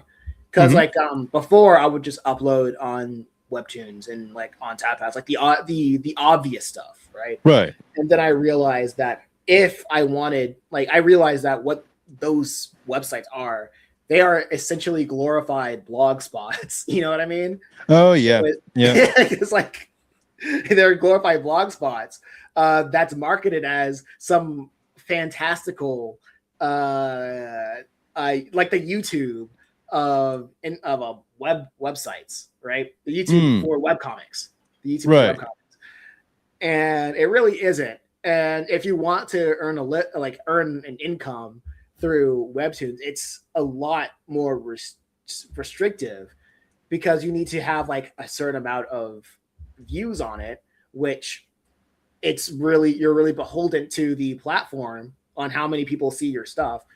And if you can monetize off of it, like Webtoons or TapPass specifically, they will give you a like less of a percent of or of like of that viewership revenue than if you went on your own blog and just ran Google ads, you know? And if you Right. had like a similar amount of viewership, if not more, right? Right. But I think why people still go to those places because the upkeep is too it's the up like the setting up is too serious. You know, I for lack of a better word. A lot of people Serious for websites and stuff like that. yeah, serious for a website because a lot of Right. people who want to make like comics, they do it because they want to have like a cute little story Yeah. or they don't know where to like post it where it's not as serious to have a romance story that they do on the side, to have their own website for it. They would rather like put it up on Webtoons, and it's a hobby for them, and it's a hobby that can be lucrative if they cared a little bit more. But Right. it's just a hobby.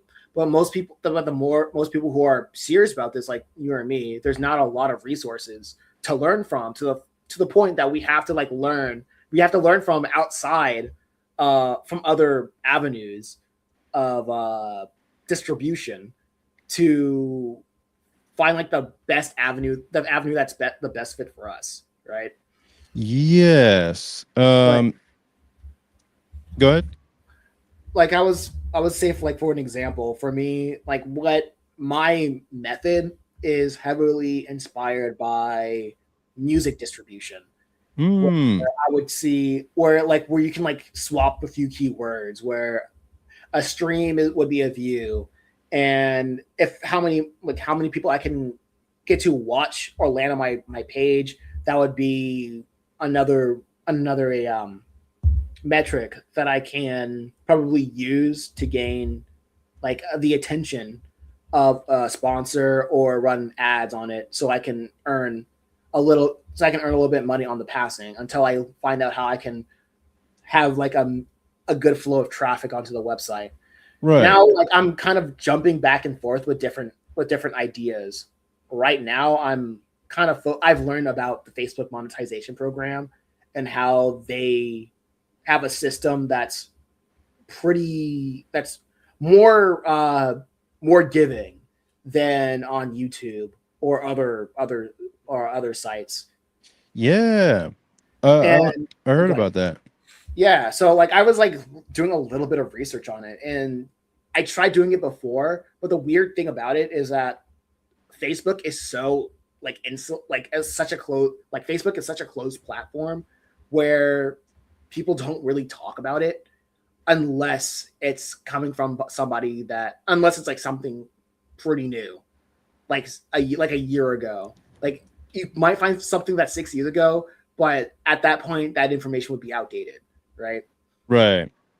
So like that's what I'm kind of doing right now. I'm trying to figure out like if the Facebook marketplace not Facebook Marketplace, but the Facebook way of monetization can be an interesting avenue to go down, because a lot of things is kind of bleak, but it's not impossible because you do have your outliers, but you can't you can't base your things off of outliers at the same time.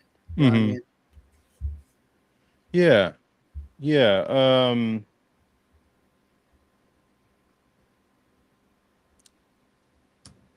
I'm not even sure where to go from that.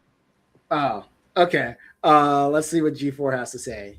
G4 Yeah. says, to me, the best marketing strategy is cartoon adaptations. Unlike American cartoons, Japanese mangakas anime get mangakas anime adaptation with Japanese mangas get anime adaptations within 4 years of production.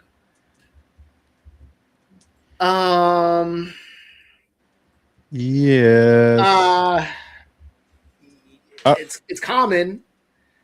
It's common, but go ahead. I'll let you go. Yeah, I would say that it is actually one of the strongest marketing strategies, but it's not feasible for people on the self-publishing side. Like either you have to have the animation skill yourself or you have to hire out animation, which would be insanely expensive. And then anime itself is an insanely expensive endeavor to even get started. So like you don't just get to have an animation or get a cartoon animation done out of your stuff. It's like it's an endeavor in and of itself that is far more demanding than just making the comic. But if you can make like little hits of animations here and there, if you can develop that skill on your own, then that would be a great way to introduce people to your characters, get people interested in your world, that kind of stuff. But yeah, it's a good marketing strategy, but it's not financially viable for everybody. I think I don't think the animation aspect is the end all be all, because like if because or an adaptation is the end all be all. The first thing that comes to my mind is Robert Kirkman's work, like The Walking Dead. I'm pretty sure I remember when that came out in 2011, that nobody knew that it was based off a comic, and I'm pretty sure the people who liked The Walking Dead never even picked up a comic. It was just a prop. It's another. I would say that it was another Marvel situation where there's not really that cross promotion going on. Right. But even though the Walking Dead show took a handful of inspiration from the comics, so I've heard, it's too they do their own things with it, just like with the video games, the Walking Dead game, mostly the Telltale one that was popular at the time. Those adaptations are good, but I think the main thing that G4 is touching on is probably the multimedia aspect. Yes. The multimedia aspect of it, where you can't just stay in one area. You have to exceed in different mediums that is closest to your ability. I forgot what there's like that one coffee saying, but something like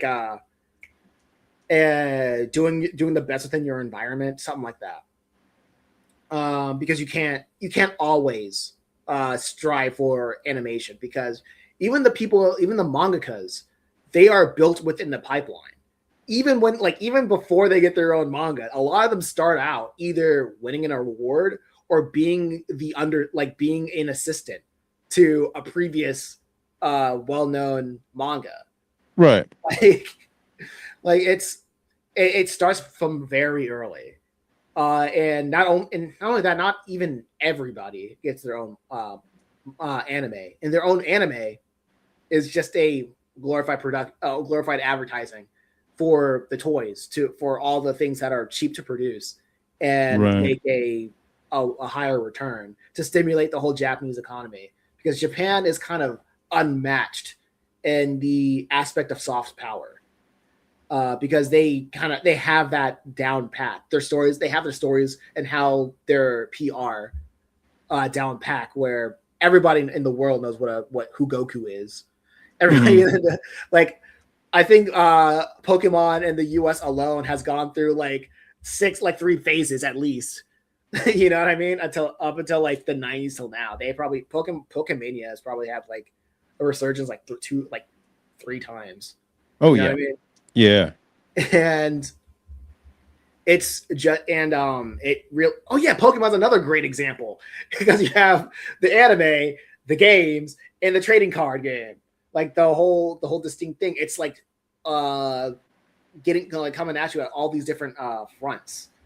Right. So it's pretty much anime is not really the thing. Also, it's anime is not only the thing. It's just another form of multimedia. And I would say not every time. Like well, I was gonna mention Invincible, but G4 is mostly talking about anime in the Eastern sense. So I'll just leave that alone. F in the chat asked, how you guys cold emailing people? No, that's not what we mean by having an email list. An email list is basically you're taking people from social media onto your email list. So Yeah, it's not like you're sending out cold emails to be like, hey, somebody, hey, read my comic. No, it's getting people from like your YouTube channel or wherever you're popular on social media, like Twitter or whatever. And then telling them like, hey, if you want to read my comic, go to my email list, and then people will sign up. yeah. So in other words, social media is you casting that net, and your email list is reeling them in. Right. So it's nothing cold. Like if I had a link to say, hey, follow my subscribe to my Substack, then if you subscribe to my Substack, then you're in the list. Let's see. F in the chat says mangaka's times were freaking nuts since Astro Man though. I remember a video that I Astro saw. Man or Astro Boy? Astro Man, yeah, Astro Boy, pretty much. Probably Astro Boy. That reminds me of when it was either Marvel or DC. They took a trip to like Japan just to see how the industry worked over there years ago, decades ago. And they're astonished about like the production of it, because that's just how it is over there. It's been like that for decades. So those times were nuts. They will always be nuts, even within the anime and the anime sphere of things in Japan, where it's like it's like a well-known fact that it's pretty much slavery. You know, like it's a well-known, it's voluntary slavery, where everybody really loves what they're doing, but it's the worst conditions that you can imagine being under for making something that's really cool. You know, so yeah. I think if you go to an American to say, "Hey, we're gonna make something really cool, but you're going to be whipped," so like I'm pretty sure the majority of Americans will be like, "No, I'll just go be an Uber driver or something like that." Right. And that's why anytime I hear like people talk about like, oh no, the Japanese, they're suffering to make manga, like we should change the conditions. They don't even want to change the conditions. They're willing to do it, fully willing to suffer to make their art. So it's like you can talk about it from your American perspective, but they themselves want like not everybody, but there's plenty of people still willing to put themselves through the weekly grinder just to have a shot at making a big manga series. Yeah, like just another way to saying it, like you would need like 5 Americans to produce like half of like a half of a manga that like the Japanese would only need 2. It would take 5, because like if you look at like I would say like the only like it's weird for me to have like the closest Western comic that I have is like Eric July's ISOM, and I would look at the credits and I saw like 5 names on that thing, and it's like 120 page book. like to its credit, it has the penciler, the inker, the letterer, it has the writer, and the editor. Like 5 people to do like 120 pages, 100 pages, 120 pages. Where in a manga, you would have like 200 pages around that for a volume, and you would only see like one name, but realistically, you would have like 3 people under it: the mangaka, Yeah. the assistant, and the editor. Right. And the manga itself, I mean, it's gonna be in black and white, the manga. So it's a little bit easier in that sense. And Yeah. then it's more cartoonish, so it's easier in that sense as well. And they also have assistants working on that schedule to make their stuff. Mm-hmm. But it's it's so ingrained in the culture to make manga in that way that um even to compare it to the American system is built in a different way as well. So it's like it's almost like apples and oranges. But Right. I know what you're talking about because I've made that comparison in the past as well. Okay. Yeah, I feel that. I feel that. Let's see. G4 says, but there has been a cartoonist that was like, but has there been a cartoonist that was able to market his work online successfully, as in being able to cover his bills? The first thing that comes to my mind would be there's a lot. There's a Yeah. lot. Homestuck for the is like the first thing that comes to my mind. Mm. Not a lot of people talk about not a lot of people talk about Homestuck. Like These days, yeah. yeah, these days, but that was like huge. Yeah. Homestuck was like the Undertale of like the 2010s. Yeah, Early that's a good 2010s. comparison. Yeah, Undertale. It's not a compare. It's literally what it literally what it is, because like the Toby Fox was a big fan of Homestuck. See, like Oh he wow. like a good like it's all like a lot of things that's big today can probably find like some traces like in Homestuck in that Wow. culture, right? Or what was another like a cartoonist uh online successfully being able to cover his bills. I know there's this one guy that's pretty local. He's not like a world famous guy. He's from my state. He's actually in my he's like in my state. Like his name is Keith Knight. He was able to get his life story. He was like get like he went to Hulu, was able to create a show called Woke, which is just a dramatized story of him being a cartoonist. I met him. He was pretty cool. He's still cartoon, like he's a like sort of a political cartoonist. Mm. But like that's but he's not like big like a Homestuck big. Um, Right. there are well they're the ones. Okay, so the cartoonists that will be successful are the ones that are not really people that we would want to emulate, because a lot of them are like comedy cartoonists, like your what was it, Shix Comics, the red haired guy.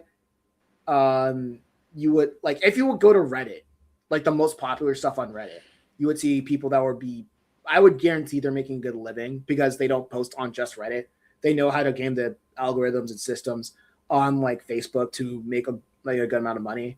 It's just there are there, but they don't make manga. They don't make manga. They don't make comics like this, because what we're doing, we come from a different philosophy on presenting ourselves, to the point that we put ourselves in a weird box of we need to promote ourselves on avenues that are tailored to us. And if we're not doing that, we're just trying to imitate the greats, like making our own like imprints, or making our or trying to make our own shonen jump. Like we just try to make our own shonen jumps, or Penguin Publishing, when we don't really need to do that. What we really and the people that are making money off of being a cartoonist, their philosophy is mostly making highly shareable content and then monetizing off of that highly shareable content.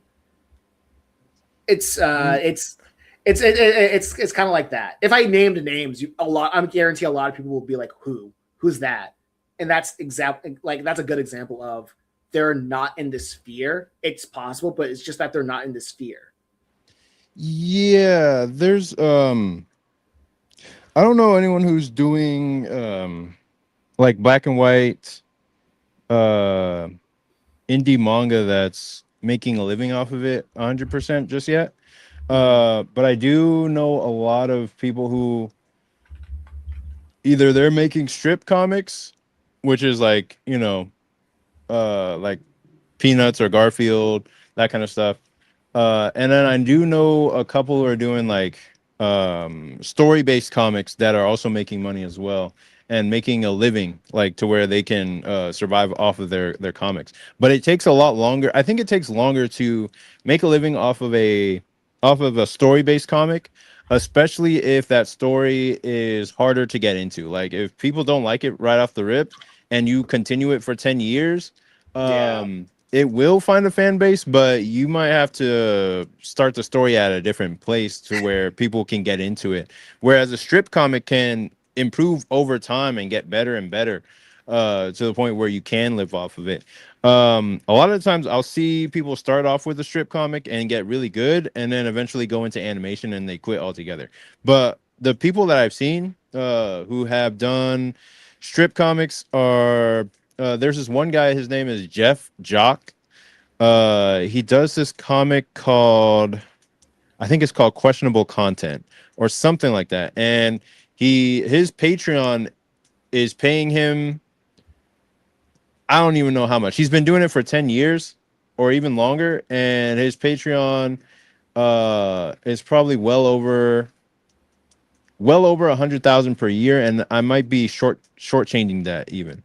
Um Then there's the other avenue is to make not safe for work stuff for and it will be your own comics, but it'll be like not safe for work. If it has any tinge of that, you're gonna be making bank on Let's pretend that doesn't Patreon. exist. Let's pretend that doesn't exist.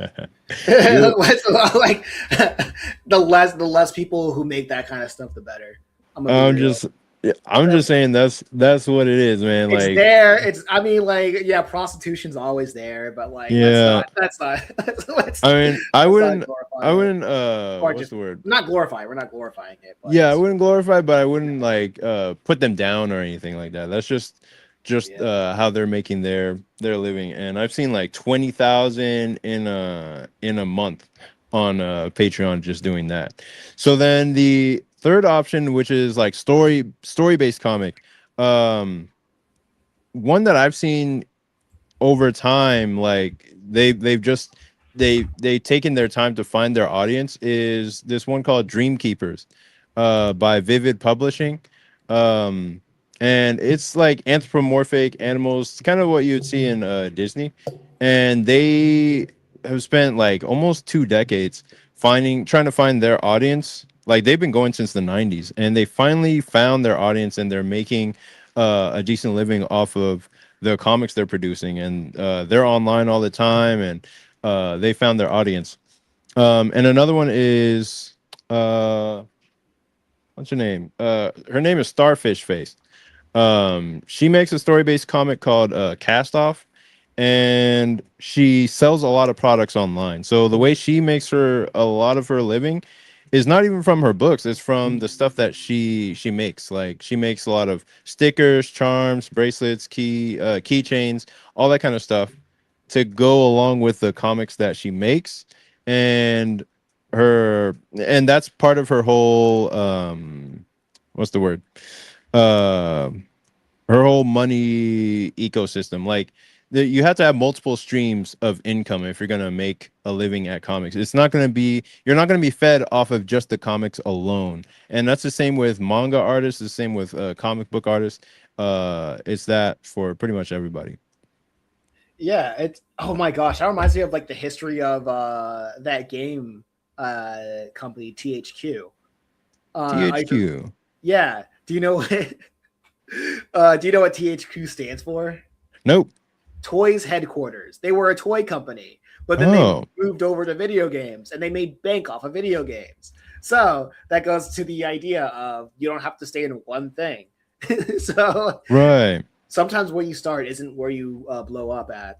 So right. like if you want, let's say like if Ken after he finished, well, since I like after you're done with your Saintly graphic novel, let's like you get like connected with a guy that makes toys, like makes toys. Like yeah, I can make Saintly figures for fairly cheap. Would you want to like sign a contract?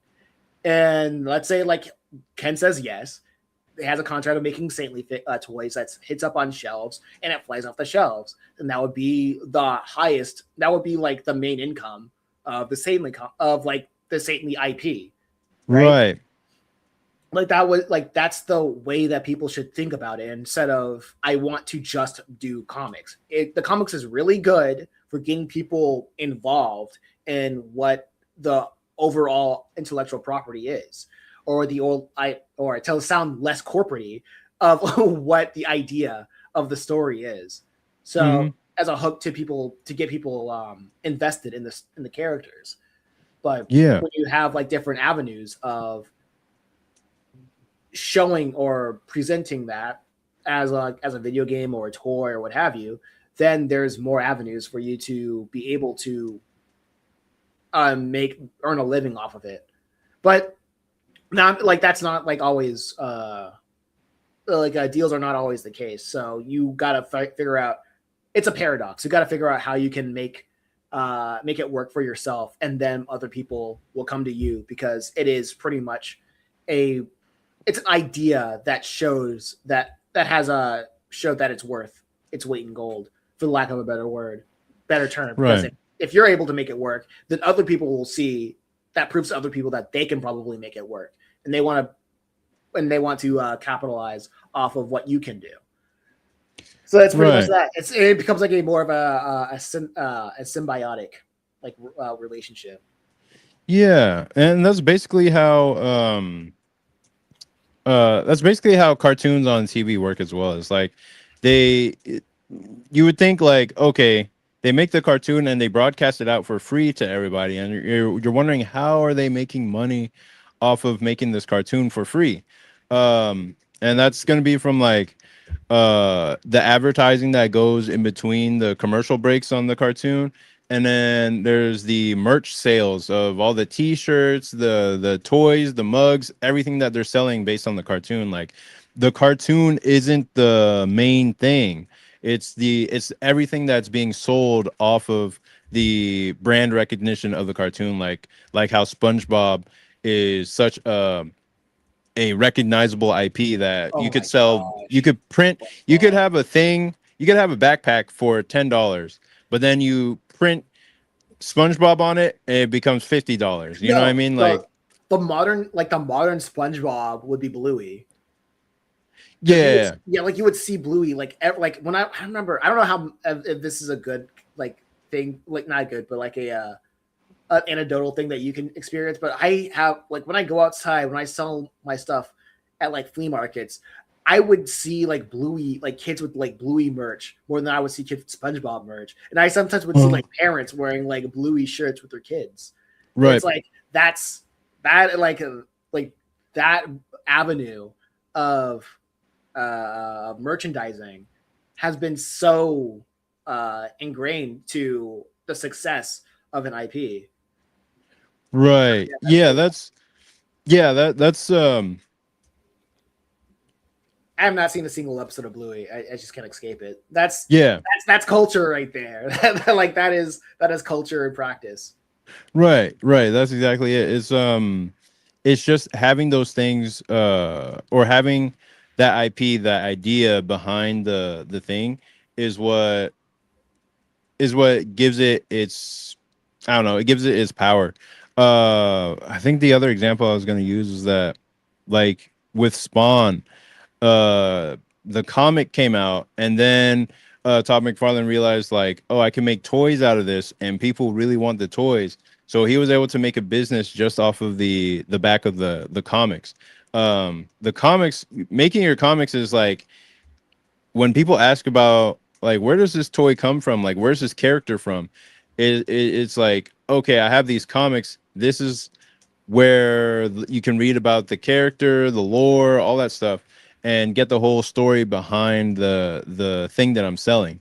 um but it's multiple streams of income that supports the comic. Like you're not just making money off of the comic itself. That was the example I wanted to use when I was working at a basketball merchandise store.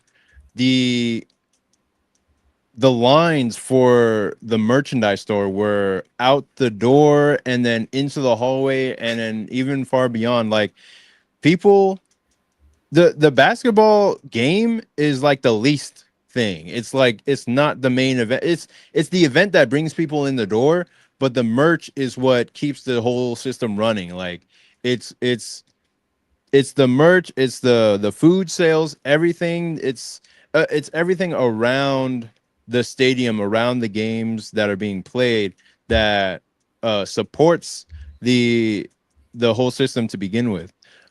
So the game or the comic is not the main thing, it's just what gets people in the door. Exactly. Exactly. Man, we should get like have the chat's been waiting for you to continue reading the rest of these messages. Oh yeah. Uh Manga and animation time schedules have been crazy since Astro Boy. Misspoke. Okay, we when we saw Astro Man, Right. we suppose. Watch me whip, you watch me Uber. Yeah.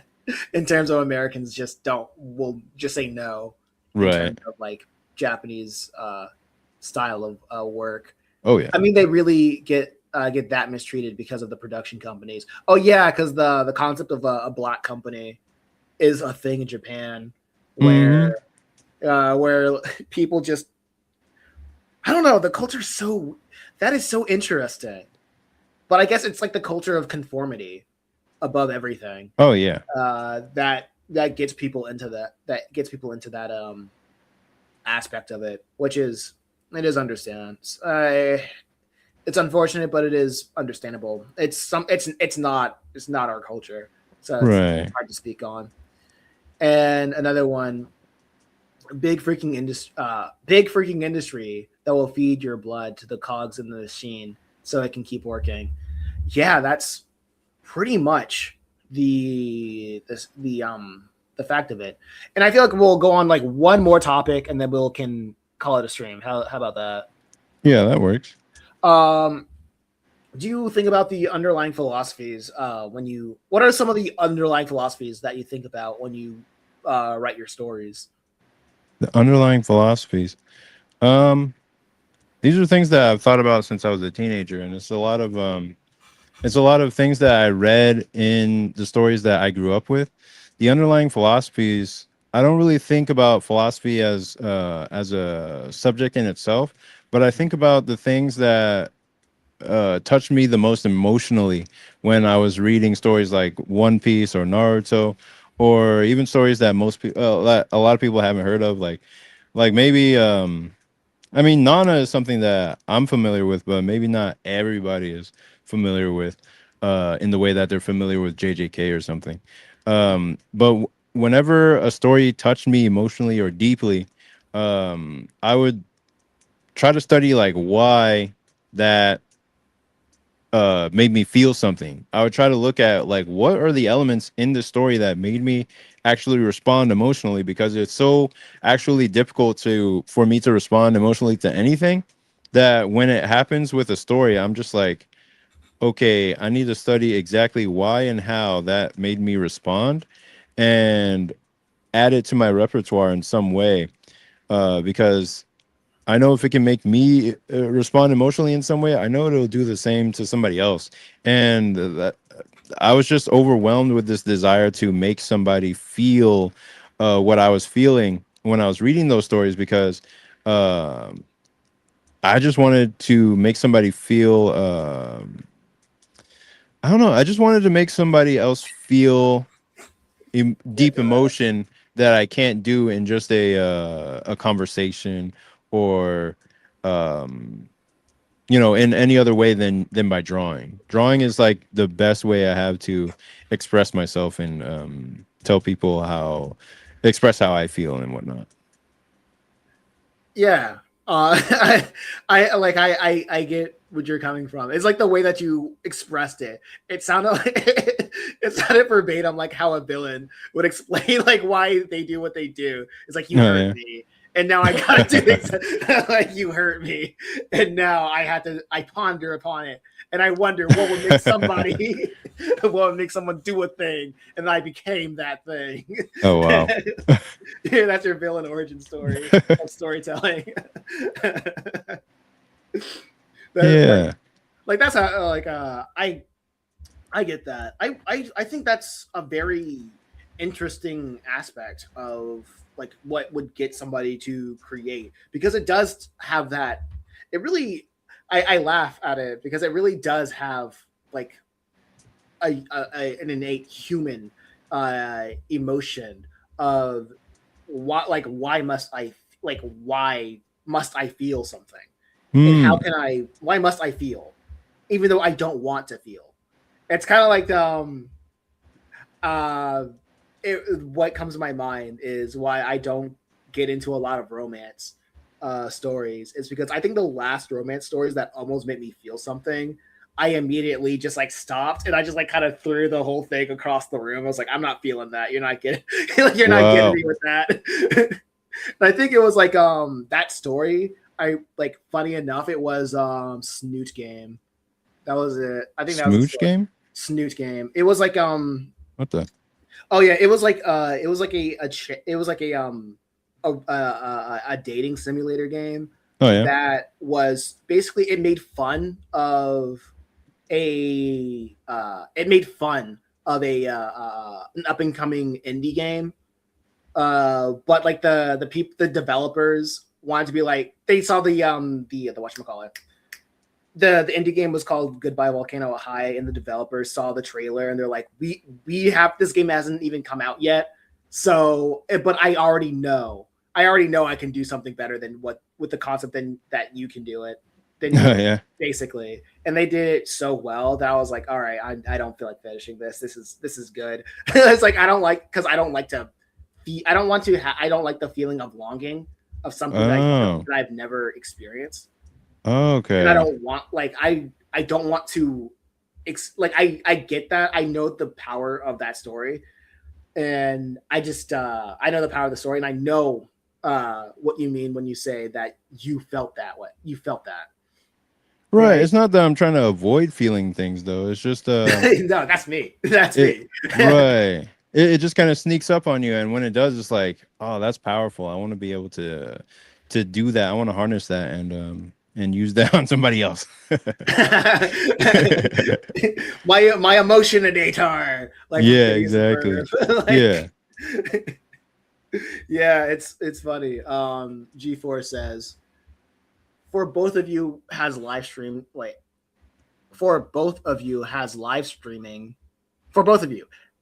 comma, has live streaming changed your approach on creating comics in any way or no, or just content creation in general? For me personally, I live stream because hats off to you, Ken, because I hate making videos.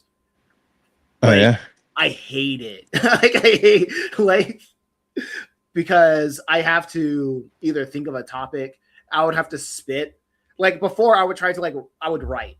And if I got tired of writing, I'm like, I could spend my time just working on the comic. So the middle ground was just having the topic, spitting the topic out, and spitting the topic. And then I didn't even edit the video. I just have B-roll of me working on the comics in the background. With my voiceover that I just did, talking about whatever I was talking about. Right. And then make a thumbnail and then just upload it and see what happens. And then when it didn't get the vanity metrics that I thought I was getting, I just had that mentality of, am I there yet? No, then I'm just gonna give up.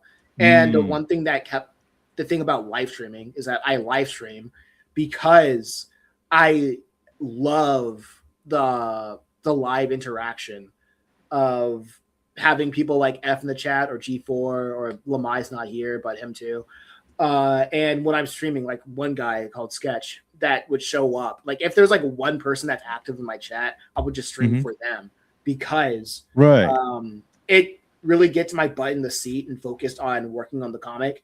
Right. Because when I'm not working on this comic, I'm working on other commissions and working on other things that might earn me like money Right. on the side. But if it wasn't for the live stream, I probably would. I wouldn't be working on the comic, and I wouldn't be if it wasn't for just one person being active in the chat. I wouldn't be doing it. So Right. it pretty much goes down to find what keeps you going. That has been my approach. Like I still want to work on the comic, but until I find out how I can make it profitable by just syndicating it across the internet, then I've been putting less and less of my time into it and more of my time into how can I make it into a profitable endeavor. Right. So what about you? Yeah, has live streaming changed my approach to creating comics in any way? No. No, it hasn't. It's just that I understand that it's a part of the business. Like it's part of getting your name out there. Like if I'm not if I tried to just do comics alone and lock myself away in my room and not be out there at all, like getting the word out there about my comic in any way, shape, or form, like I'm putting my destiny almost in the hands of whatever publisher might take my comic in the future, like maybe Dark Horse or whatever. But if I don't have like they don't promote people like they used to. They don't promote comics. Comics aren't as big as they used to be. And I've seen so many people on YouTube, blow up and become successful, not just as a YouTuber, but for their comics, that it would be a real disservice to myself to not be on YouTube where I can put my stuff out there and get it in front of people. Like it's such an opportunity to be able to do that, and then to even be able to talk to my fans directly and ask them like what they want to see from me or what they want to see in the comic, especially like for Kickstarters. Like I could have one idea of like how to do a Kickstarter, but I do one live stream and ask like, hey, what would you guys like to see from me? Like, what would you guys like to see on a Kickstarter or a product? And they would tell me, and I would just be like, oh, okay, cool. I didn't even think of that. And it helps form my approach to marketing and the business of developing the comic for print or to like distributing it out there to people. But for in terms of the process of making the comic itself, it doesn't really change much.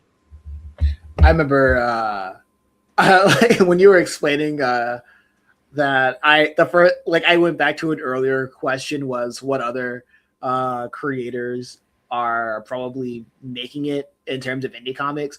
Another thing, I don't know about if this guy made it per se, but the guy who makes Dog Nigen is a Dog Ningen? Dog Negan, yeah. Yeah. Negan.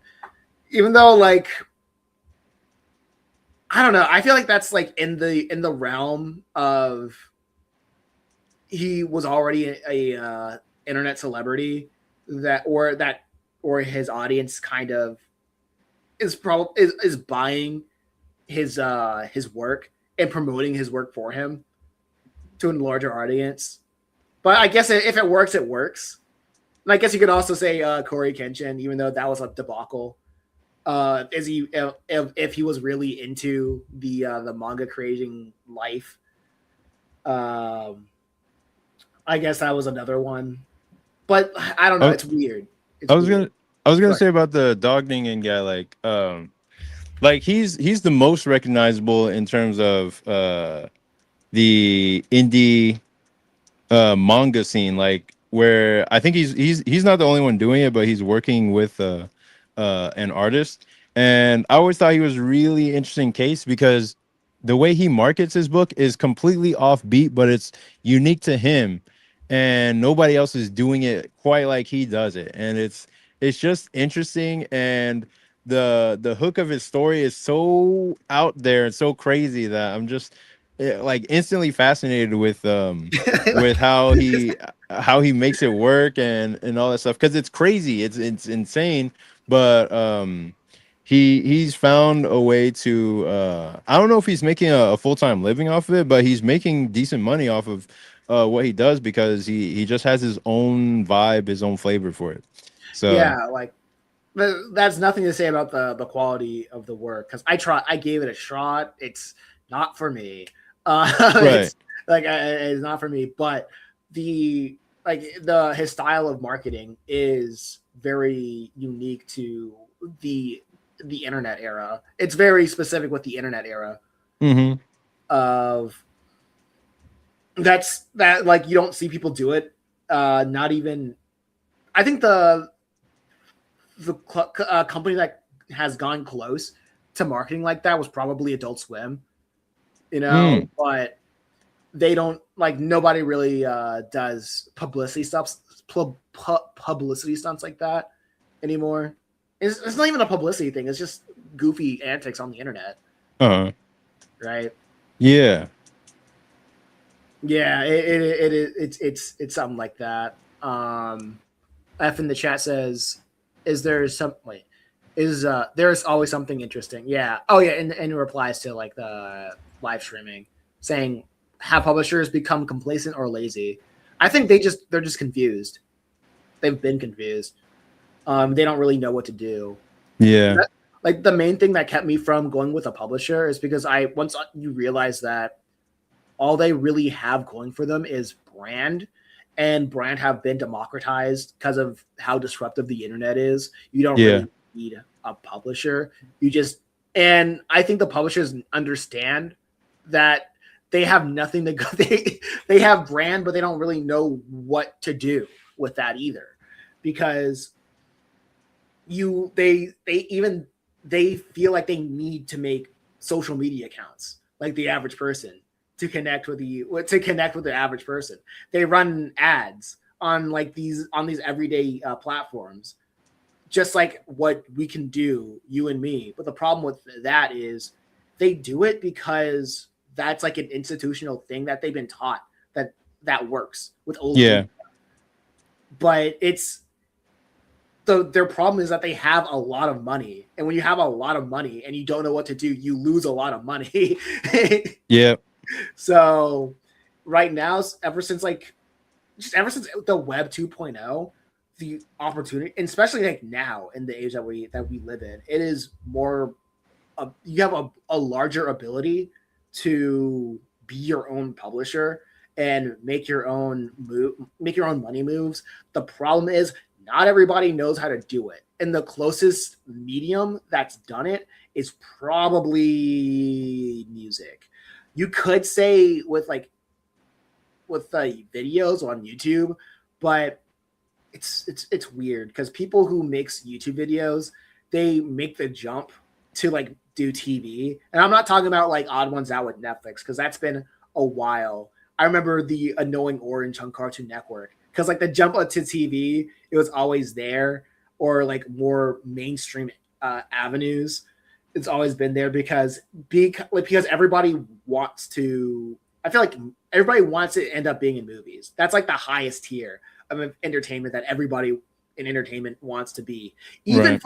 Even when it comes to why the Grammys never respect animation, because it's not seen, because even the people who are in charge of a lot of animation projects, that we all know and love, is like they see animation as a stepping stone to do live action film.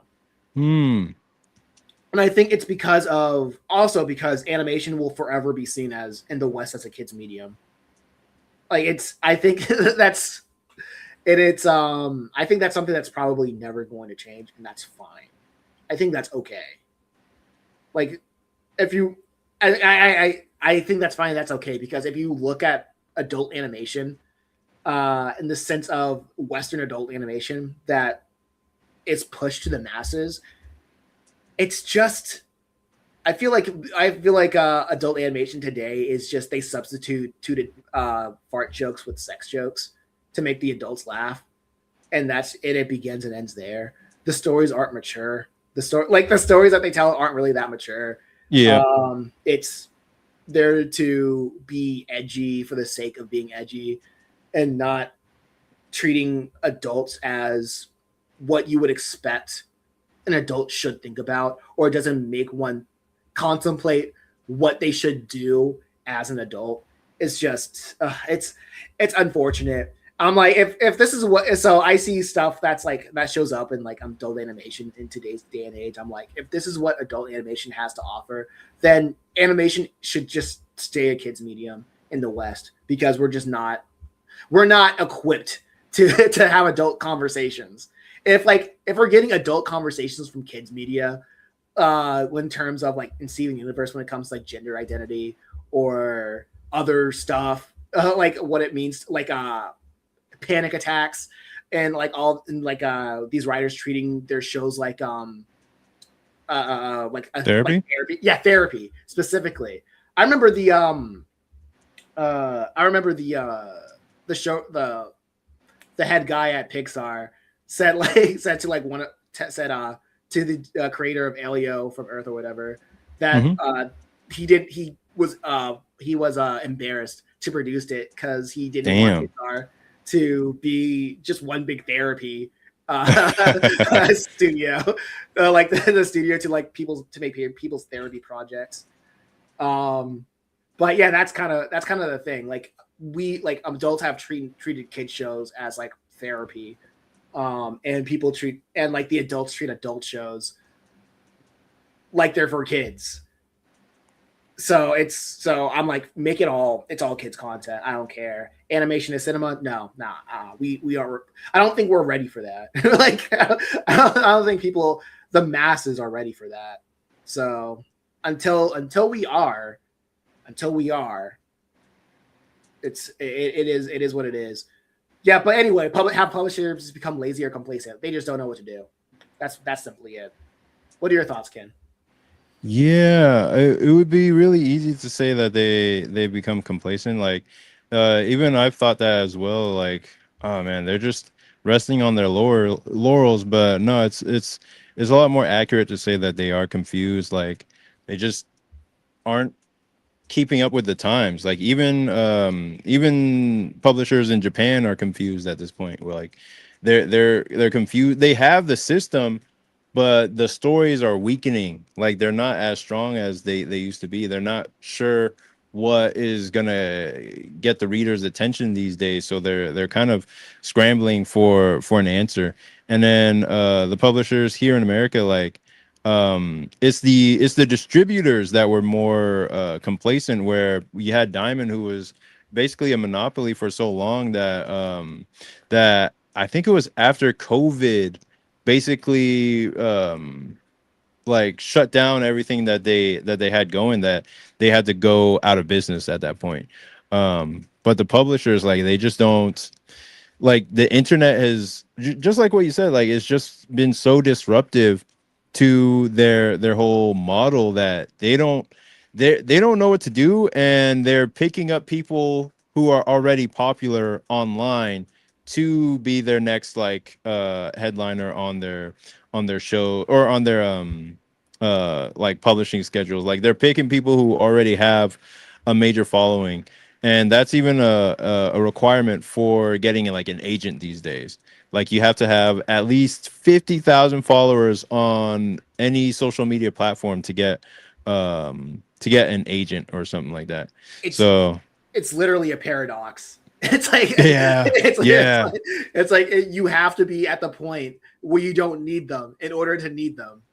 Yep, exactly. Or in order for them to pay attention to you and give you opportunities. Yeah, it's like it really makes more sense if the agents acted like agents and and try to find people who are young and impress. Well, we'll just have another. Actually, no, never mind. We'll just have another like it would be another music industry situation where you would just find like young impressionable minds and have them sign contracts into just pretty much like 360 deals where they're stuck making stuck making graphic novels for they're stuck making graphic novels like you would see on a lot of like early hip hop records where they have suffer from the same thing because you have agents promising young artists like $1 million, but they didn't know that they had to pay that $1 million back.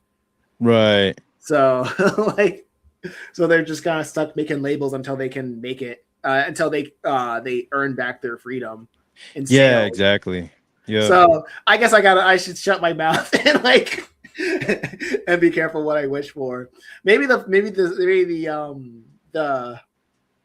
system that we have right now is probably for the best, and it's best for people, uh, uh, denizens of the internet, citizens of the internet, to find out the best avenue to make our content work. But I always find it so confusing how it's like very difficult for sequential storytelling to be to be specifically difficult because everybody when you go up to a person like there's not a single person that hates comics, you know. Right. It's weird that like people love comics, they love the concept of it, but when it comes to like sitting down and just like uh reading a story like this cover to cover, it's like no, they're like nah. So it's just more work for us to try to make people care. Yeah, it's the best of times I think for comics because there's so much power in just creating your own audience online, and you can make anything work. Like if Dog Ningen can work, then anything can work online. Like you just have to find the audience, the people who actually vibe with it, and you can make it like so. It's not where it was before, where you needed to go through Marvel or you needed to go through DC or Image to get your thing out there. And it's not like even back then, it's not like once you got published, your whole life was set. It's now it's still it's confusing, but it's possible. Like it's possible no matter what type of idea you have to find the audience that you're looking for if the quality in the work is there. Um, and the last thing I wanted to say on that was mm, yeah, it's just it's possible to find your audience if the quality is there. That's what I was gonna say. Yeah. I guess yeah. I guess that leads into what the last thing that we'll sign off. He yo, and Lewis just showed up. Oh man, we're just closing up. Sorry, man. I guess you got to check the VOD. G4 says, "What is the type of stories that resonates with the audience these days?" I think the what Ken said was really good. If Dog Nigan can find an audience, then there's no reason for you not to find your audience. I think that's kind of the gift, the gift of the death of the monoculture, where you Yeah, don't where since there is something for literally everybody, it doesn't all that all that matters really is finding out how to find the right packaging of your story so you can show it to as much so you can like uh find the right packaging for the story so you can make the most out of it is what I'm trying to say. right. To add on that, I was gonna say like you don't have to figure out what resonates with audiences these days. That's the job of like publishers like in like Shonen Jump and whatnot to find what resonates with them. You just have to find who resonates with you. So I'm creating people who, or I'm creating an audience. You can create your audience where I'm creating in my audience to who resonates with stories that are more classic, kind of like Naruto or Rurouni Kenshin, stories that have more of a heart, more of a soul to it. And that's the kind of audience I'm trying to create. And so instead of trying to create towards a trend, I'm just focusing on what resonates with me and becoming more of like a homing signal for other people to gather and attract towards what I'm doing. Okay, nice, nice. Well, it's 8 p.m. We've been at this for 2 hours, like over a little, almost 3 hours, 2 hours and a half, Oh right? yeah. Yeah, pretty good. Tell us where we can find you, Ken, and your works. Yeah, I'm most active on YouTube these days. You can find me at Comic-Ken or at the Comic-Ken. I'm pretty sure it's at the Comic-Ken, but if you type in COMIKEN on YouTube, you'll find me. Um, and then from there, I'm on all socials like Instagram, Twitter, uh, what else? Even Reddit and Facebook, but I'm not active on them right now. I'm mostly focused on YouTube. I'm just building up one platform right now and then going from there. So every YouTube video is linked to my email list. So if you want to check out chapter 1 of my latest webcomic Saintly, it is in the link in the description. Not of this video, but every video I have on my channel. Yeah, I think I have the his at in the title of the video of this live stream. Nice. So if it doesn't automatically link you to his channel, then just like copy the at the Comic Ken and just put it in the YouTube search bar, and you'll find him. That'll be the first thing you'll see.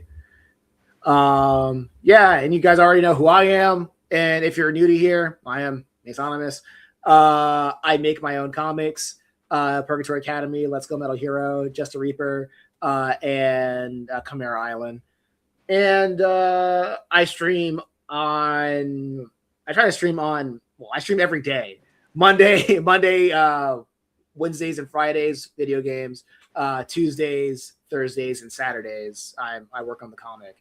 And check it out. I'm active here on Twitch. Trying to grow my Facebook, but I'm pretty sure nobody here is on Facebook anyway. So so it is what it is. So yeah, y'all take care. This is a good stream. Also, thank G4 for sending for the idea of setting this up. Anyway, y'all take care. Peace. Peace. And